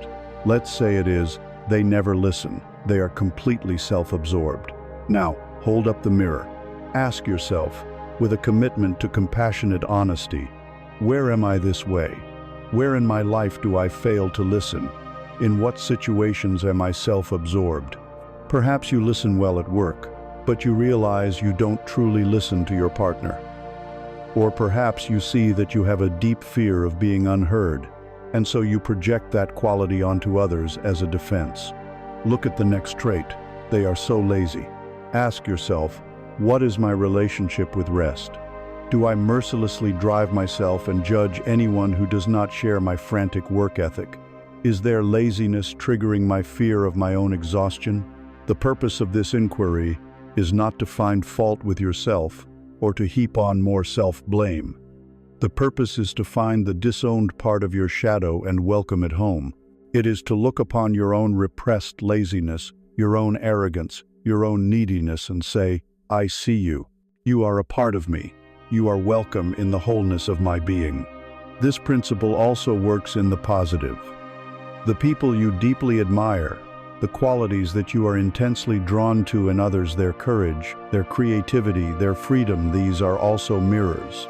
They are reflecting back to you your own golden shadow, your highest potential that you have yet to fully claim and embody. They are showing you the beauty that is already within you, waiting to be expressed. To live your life blaming the mirrors for what they show you is to be trapped in a hopeless and exhausting cycle. You will spend all your energy trying to control and change others, an impossible task that will only lead to frustration. The path of wisdom is to turn your gaze away from the mirror and toward the only thing you have any real power to change, yourself. As you do this sacred work, as you heal your wounds, as you integrate your shadow, you will begin to witness a strange magic. The mirrors in your life will start to change. Some of the distorted ones will seem to quietly exit your life. Others will miraculously begin to show you a clearer, kinder, more loving reflection. And you will understand at last that the reflection was never the problem. You are, and always have been, the source of every image you see. You have begun to see your relationships as a sacred mirror, reflecting the truths of your inner world. Now, we must turn to the very nature of the mirror itself, the very fabric of reality in which all these reflections appear, the law of impermanence. We exist in a universe that is defined by constant, unrelenting change, yet we spend most of our lives engaged in a futile and exhausting war against this fundamental truth. At the heart of nearly all our suffering lies this single flawed strategy. We try to grasp the ungraspable. We try to make permanent that which was never meant to be solid. Imagine yourself standing on the bank of a great flowing river. The river is life itself, always moving, always changing. You experience a moment of perfect joy, a deep connection, a great success, a moment of profound peace. It feels like a beautiful, clear current of water flowing past. Your instinct is to cup your hands and try to hold it. You clutch it, you squeeze it, desperately trying to keep it, but the water inevitably slips through your fingers. And in the very act of grasping, your attention shifts from the beauty of the flowing water to the fear of losing it. You have introduced anxiety into the heart of your joy. This is the pain of clinging. A moment later, a murky, cold current of sadness, grief, or fear flows by. Your instinct is to build a dam, to push against it, to resist it with all your might. You spend enormous energy fighting the flow, trying to prevent this unpleasant water from touching you. But the river is more powerful than you are. Your resistance only exhausts you and creates a chaotic, violent turbulence in the very spot where you stand. This is the pain of aversion. Clinging and aversion are two primary forms of resistance to the natural flow of the river. This is the great inner conflict. The ego's desperate craving for permanence versus the soul's joyful acceptance of the flow. The ego is a builder. It wants to construct a solid, predictable, and permanent identity. It wants to build a house on the riverbank with a solid foundation, a life where happiness is a permanent fixture and pain is forever banished. The ego sees the ever-changing flow of the river as a constant threat to its carefully constructed reality. The soul, however, knows that it is not the house on the bank. The soul knows that it is the river. Its very nature is to flow, to change, to move, to experience the entire journey, the peaceful sunlit stretches and the dark, churning rapids. The friction you feel in your life, that sense of constant struggle, is the friction of your ego trying to force the soul to stop flowing, to become a stagnant pond. It is a war against the very nature of reality, and it is a war you can never win. The great liberation comes when you finally see that impermanence is not a curse. It is the most profound and compassionate gift you have been given. It is this law that infuses all of life with its beauty and meaning. Think of a breathtaking sunset. Its spectacular beauty is inseparable from the fact that it is fleeting. If the sky were permanently painted in those fiery colors, we would soon cease to even notice it. It is the transient nature of the moment that makes it so precious. It calls us into a state of heightened presence, an invitation to drink in the beauty fully, precisely because we know it will not last. Impermanence is what makes life precious. It is what makes you cherish the laughter of a loved one, the warmth of a connection, the feeling of accomplishment. And this gift has a second, equally compassionate side. In your moments of deepest suffering, in the midst of heartbreak, grief, or despair, the law of impermanence is your greatest solace. It is the universe's guaranteed promise that this too shall pass. No pain is permanent. No darkness lasts forever. No storm can rage for eternity. The river of life is always flowing, and it is carrying you, in every moment, away from the place of your current suffering and toward a new landscape, a new experience. This knowledge does not invalidate your pain or ask you to ignore it. It gives you the strength to endure it. It is the single candle of hope in the darkest room, the quiet whisper that reminds you that dawn will, inevitably, follow the night. To truly integrate this truth into your being, you must become a student of the world's greatest teacher on the subject, nature. Go outside and simply observe. Watch the clouds in the sky. They are the perfect metaphor for your thoughts. They are never solid, never the same from one moment to the next. They arise from seeming nothingness. They take a temporary shape, they drift, they morph, and they dissolve back into the vast emptiness of the sky. Observe the rhythmic rising and falling of the ocean's tide. It is a perfect demonstration of the natural cycles of lifefulness and emptiness, gain and loss, all part of a single unified dance. There is no struggle. The ocean does not cling to the high tide or resist the low tide. Contemplate the turning of the seasons. Summer's vibrant, expressive energy naturally gives way to autumn's gentle release. Autumn's release makes way for winter's deep, restorative rest. And winter's rest is the necessary precursor to the explosive rebirth of spring. Nature does not fight this cycle. The oak tree does not desperately cling to its leaves in November, weeping for the loss of its summer glory. It understands that letting go is an essential part of the process, necessary for its survival and future growth. We too have our inner seasons. There are seasons of great productivity and joy. There are seasons of necessary release and letting go. There are seasons of quiet, fallow rest. And there are seasons of new beginnings. To fight this cycle is to demand an endless summer, which would only lead to a barren and burnt-out inner landscape. As you learn from nature, you can begin to apply this wisdom to your inner world. When you experience a moment of profound joy, see it as a beautiful sunset. Savor it completely. Be utterly present for it, but do not try to stop the sun from setting. Allow it to pass with gratitude for the beauty it brought you. When a wave of sadness or fear washes over you, see it as a dark storm cloud. Do not fight it. Do not resist it. Create a space for it. Watch it. Feel its reign. Know its nature. And trust that behind it, the vast blue sky of your awareness remains untouched and at peace. For your entire life, you have likely been living as though you were clinging to the riverbank, terrified of the current. You have been exhausted by the effort of resisting the natural, forward momentum of your own life. The invitation of impermanence is to finally let go. It is the call to surrender your futile struggle and to trust the flow. It is the realization that wisdom and peace are not found in holding on, but in the art of graceful release.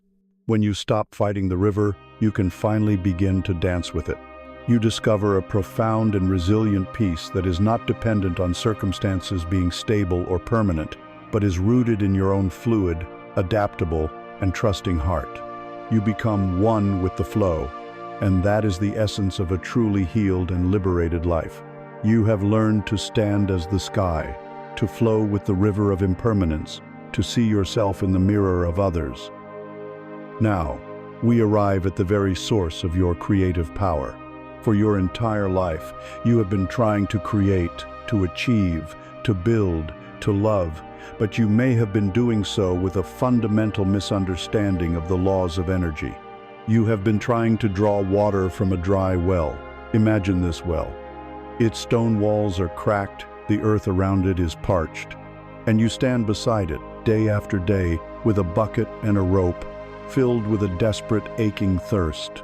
You lower the bucket, you scrape the dry, dusty bottom, and you haul it up, hoping for a few muddy drops. The effort is immense. The result is meager and unsatisfying. This is the experience of creating from a place of lack.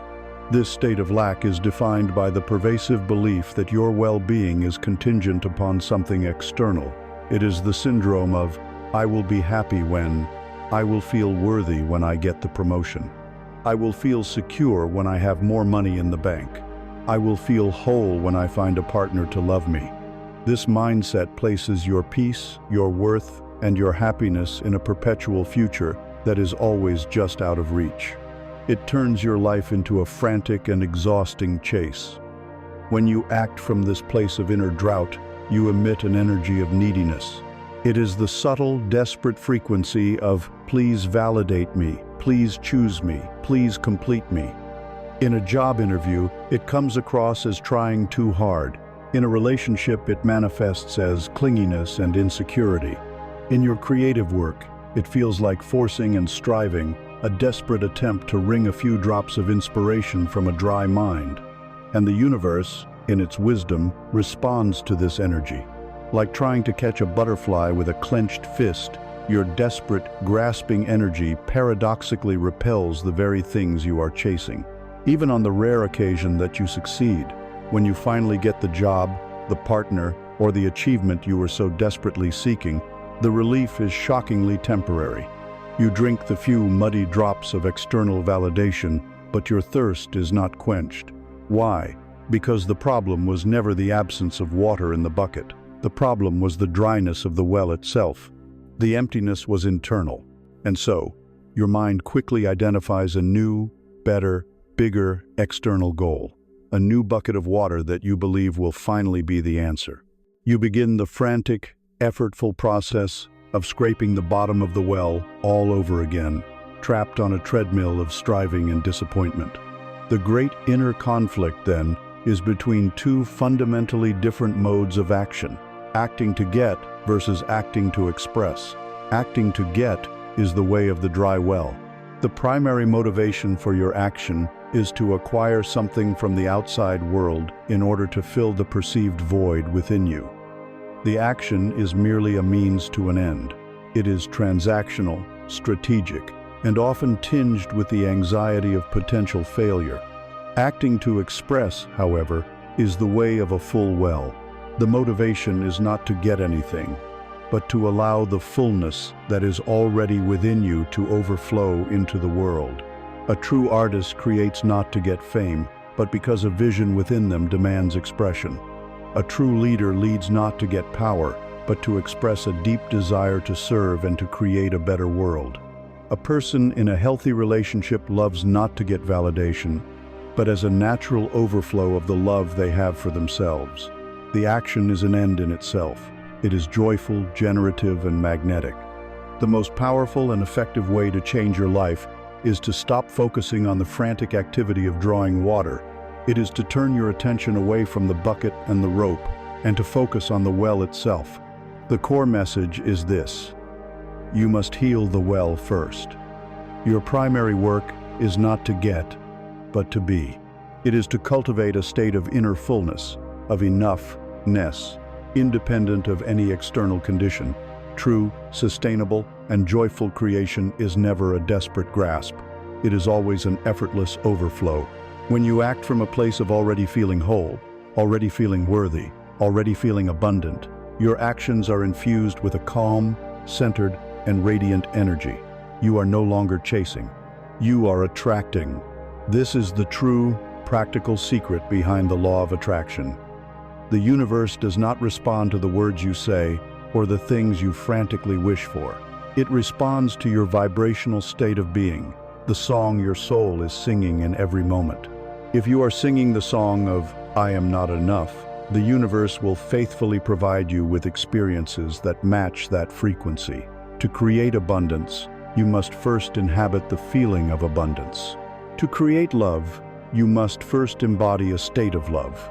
You must become, on an energetic level, a vibrational match for the reality you wish to experience before it has manifested. You do this by tending to your well.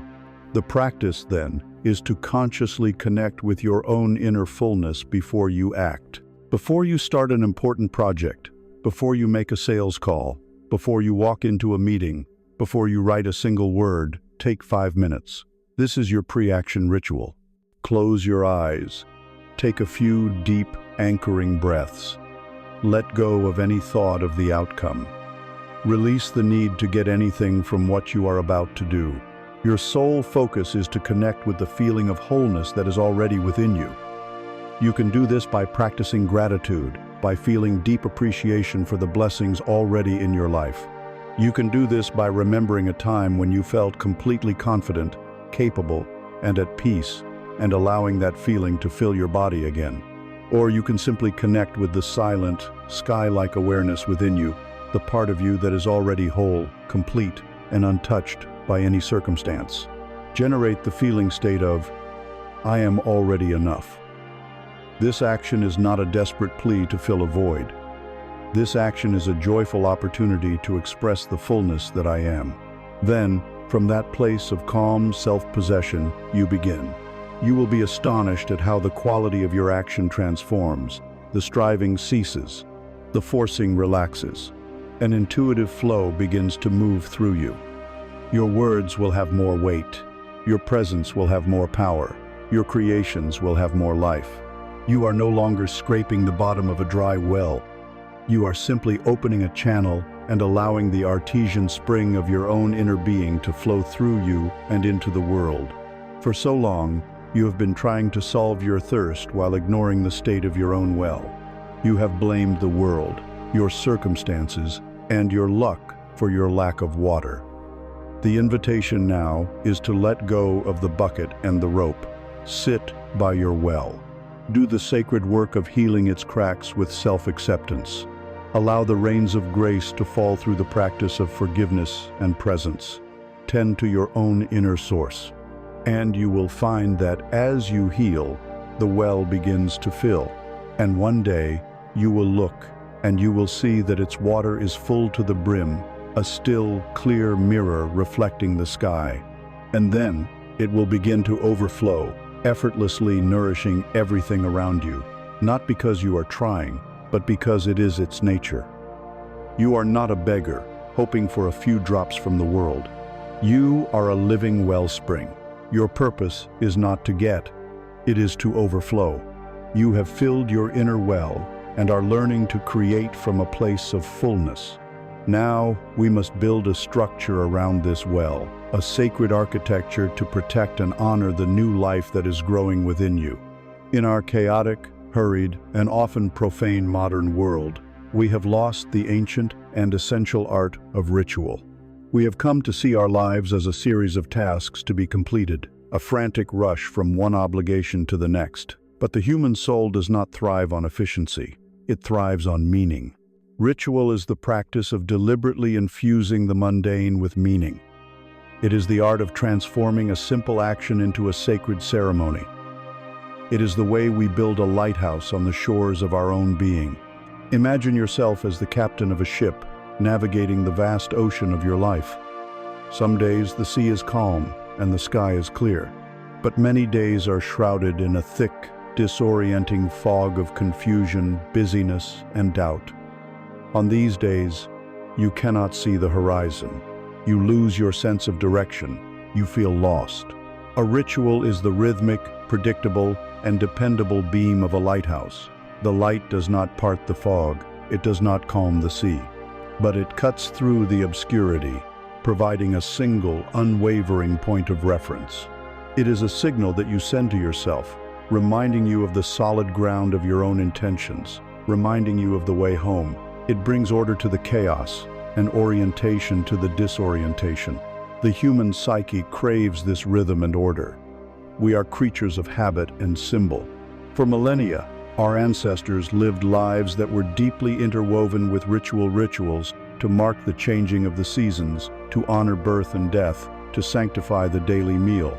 These acts created a container of meaning, connecting their small individual lives to the vast cosmic cycles of the universe. In our modern rush, we have discarded many of these practices as inefficient or superstitious, and we are paying the price with a deep, collective sense of meaninglessness. We have separated our lives into the sacred, that which happens for 1 hour a week in a special building, or for 20 minutes on a meditation cushion, and the mundane, which is everything else. The sacred art of ritual erases this false distinction. It is the declaration that any moment, any action, if performed with presence and intention, can become a moment of profound connection with the divine. Consider the two ways you can move through your day. The first is the reactive life. You wake up, and before your feet even touch the floor, the world rushes in. The glow of the phone screen, the torrent of emails, the urgent headlines of the news. You are immediately pulled into a current of other people's priorities, other people's dramas, other people's anxieties. You spend the entire day reacting, bouncing from one stimulus to another like a pinball.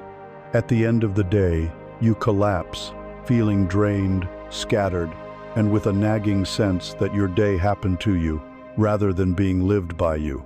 The second way is the rhythmic life. This life is framed by ritual.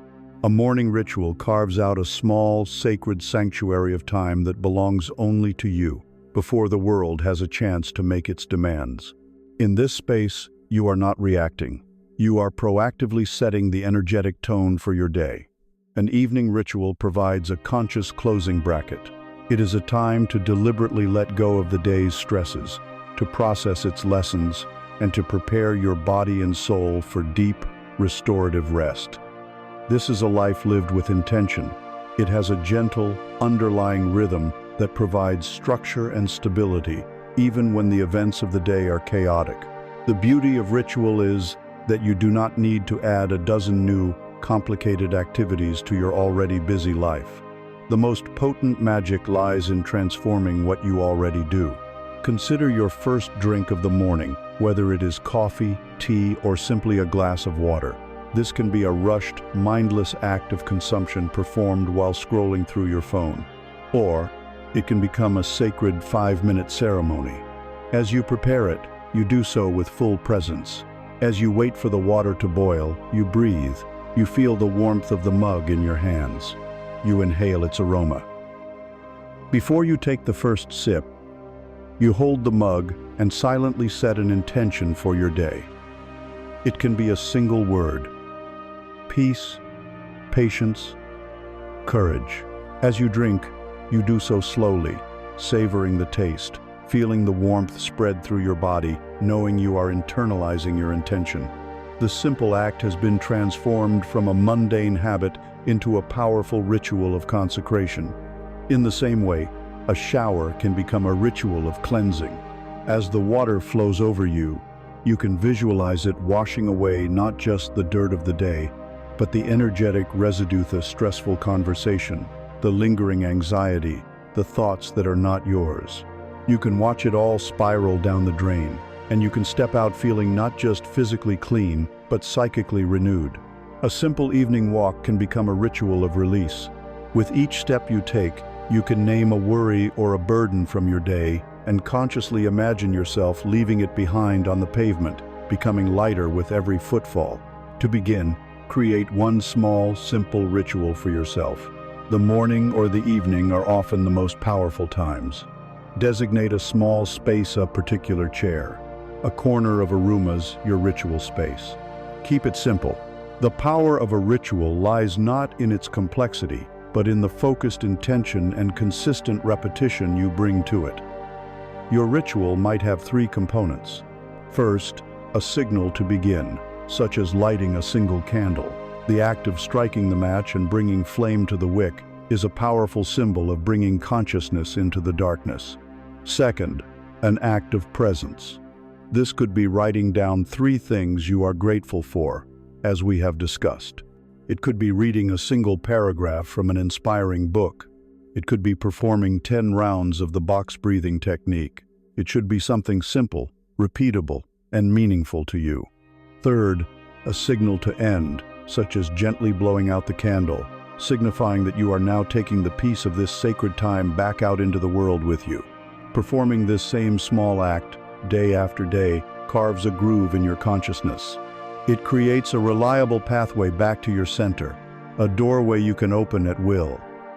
Life will continue to be unpredictable. The fogs of confusion will roll in.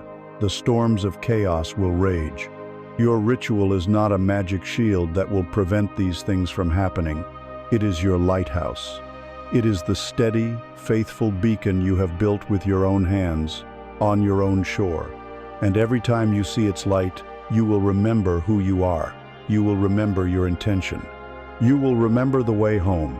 This gentle, sacred rhythm is the structure that protects the tender new growth of your healing, allowing it to flourish, safe from the random, howling winds of the world. You have journeyed inward, through the shadowed valleys, and across the quiet plains of your own being. You have learned to tend the garden, to read the compass, to forgive the past. You have done this work not as a project of self-improvement, but as an act of profound self-reclamation.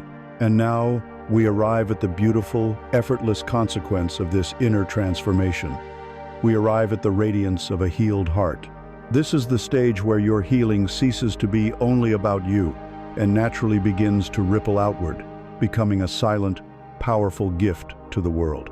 Consider the sun. The sun does not strive to be warm. It does not struggle to be bright. It does not hold meetings to strategize how to best radiate its light upon the solar system. The sun simply is. It is a star, and the nature of a star is to radiate energy.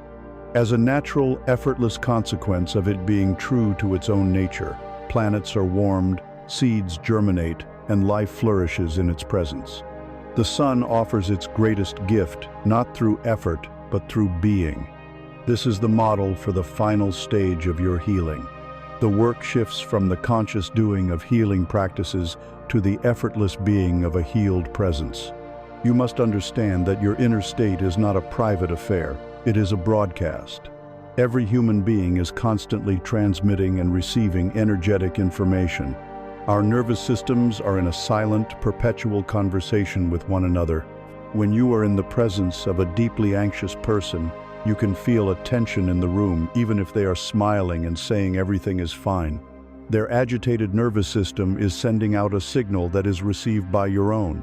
Conversely, when you enter the presence of a truly peaceful, grounded individual, your own nervous system naturally begins to down-regulate.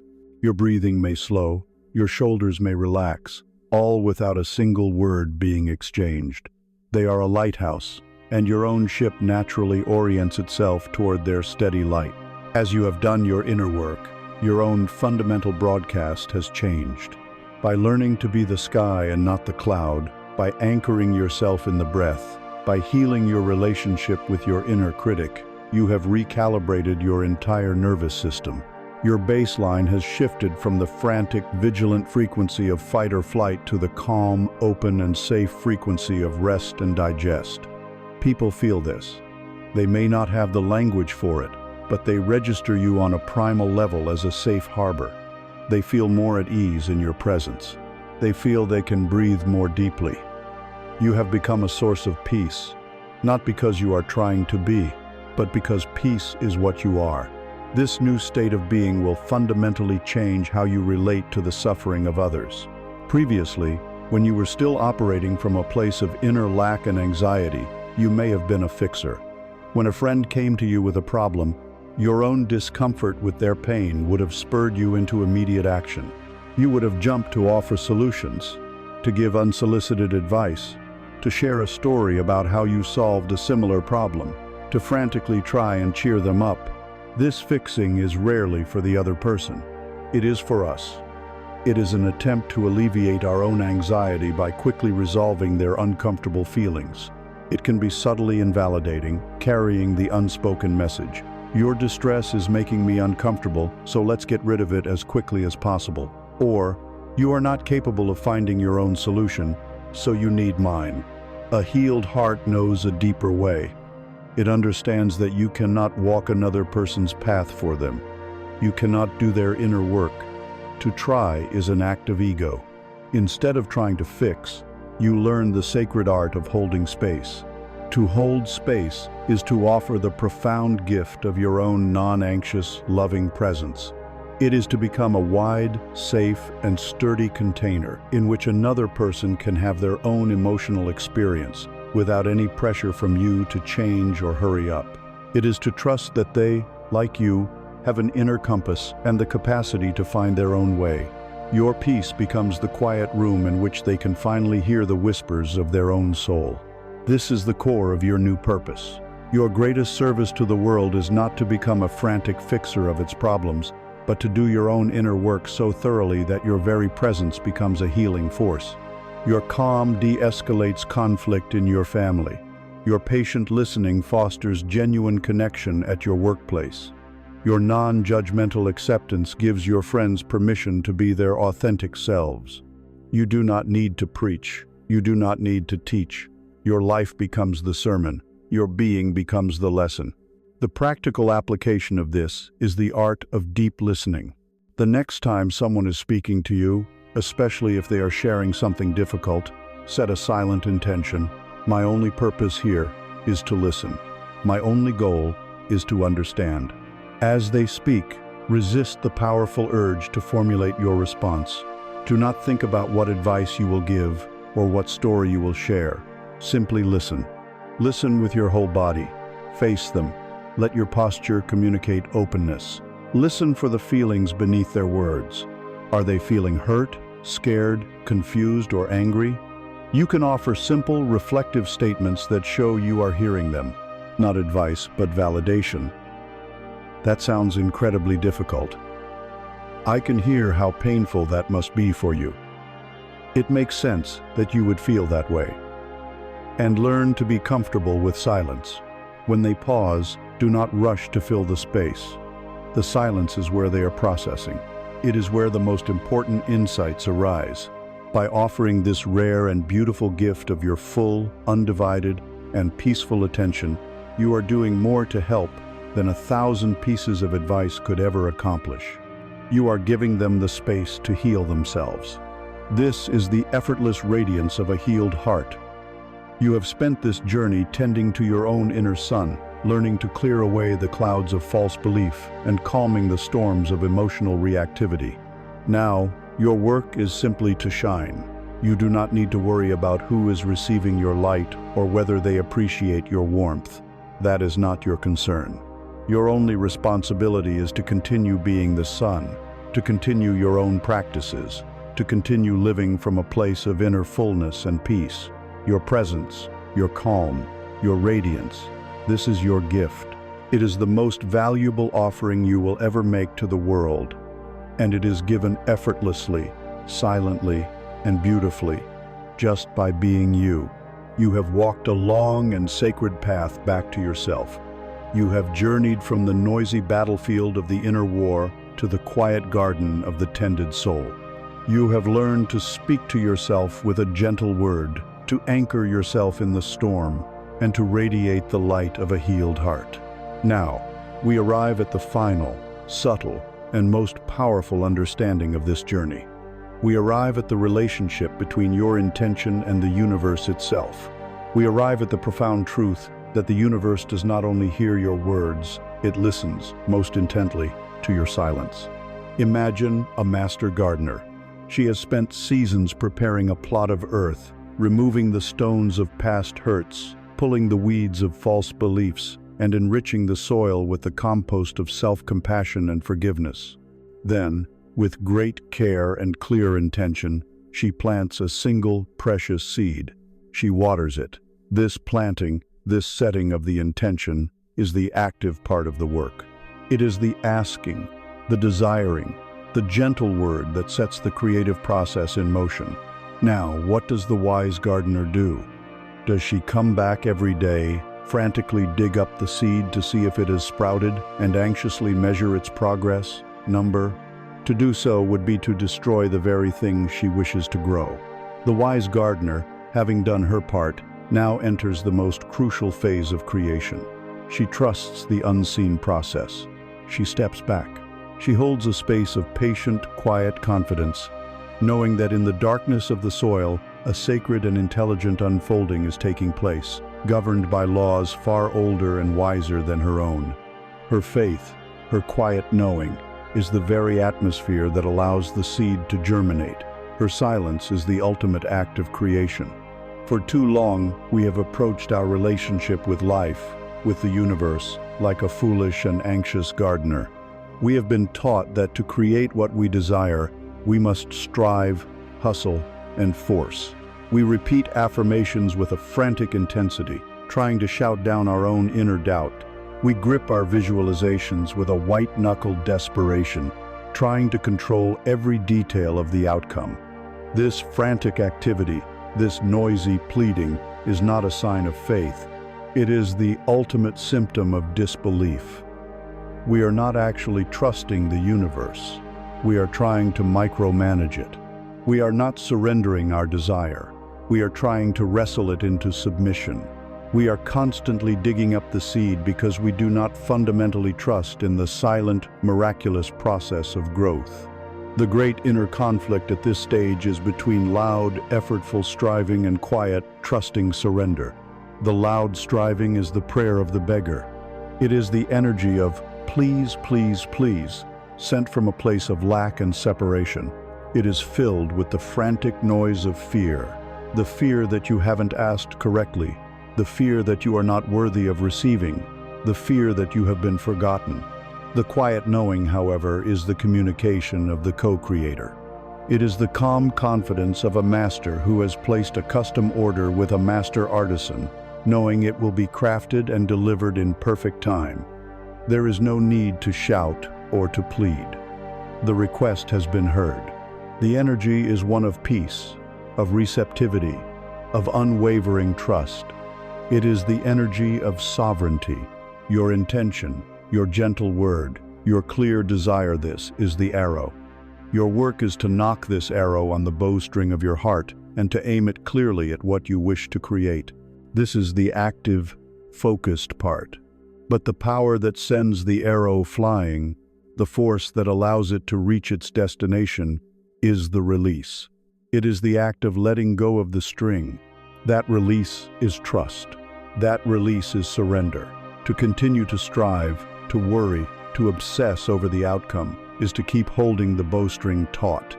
It is to keep the arrow tethered to you, preventing it from ever beginning its journey. The deepest communication with the creative intelligence of the universe happens not in the aiming, but in the silent, trusting moment of release. The universe responds not to your noise, but to your resonance. Your peaceful, trusting silence is the most powerful frequency you can broadcast. It is a clear and resonant signal that says, "I have done my part. I have planted the seed. I now trust in the greater intelligence that I am a part of. I am open. I am ready. I am receptive." This silent faith is a far higher vibration than the most eloquent of desperate pleas. It is a silence that is not empty, but is pregnant with knowing. It is the fertile darkness of the soil. It is the womb of creation. The universe does not just hear the words you shout. It leans in to listen to the stillness behind them, for it is in that stillness that your true faith is revealed. The practice for cultivating this is the sacred pause of knowing. After you have completed your ritual, after your meditation, your prayer, your journaling, your conscious setting of an intenciondo, not rush back into your day. This moment, right after the asking, is the most potent of all. This is where you practice the release. For just a few minutes, do nothing. Your only task is to inhabit the feeling of having already been heard. Feel, in your body, the deep sigh of relief that comes from handing over a great and heavy burden to a power far greater than your own ego. Feel the quiet confidence of the gardener who trusts the seed.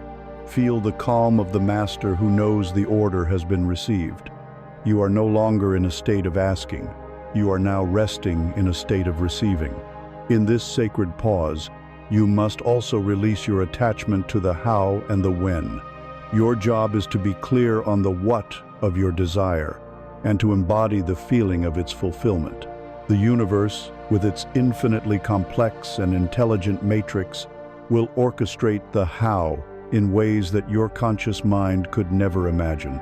It will arrange synchronicities, open unexpected doors, and bring forth opportunities from the most unlikely of places.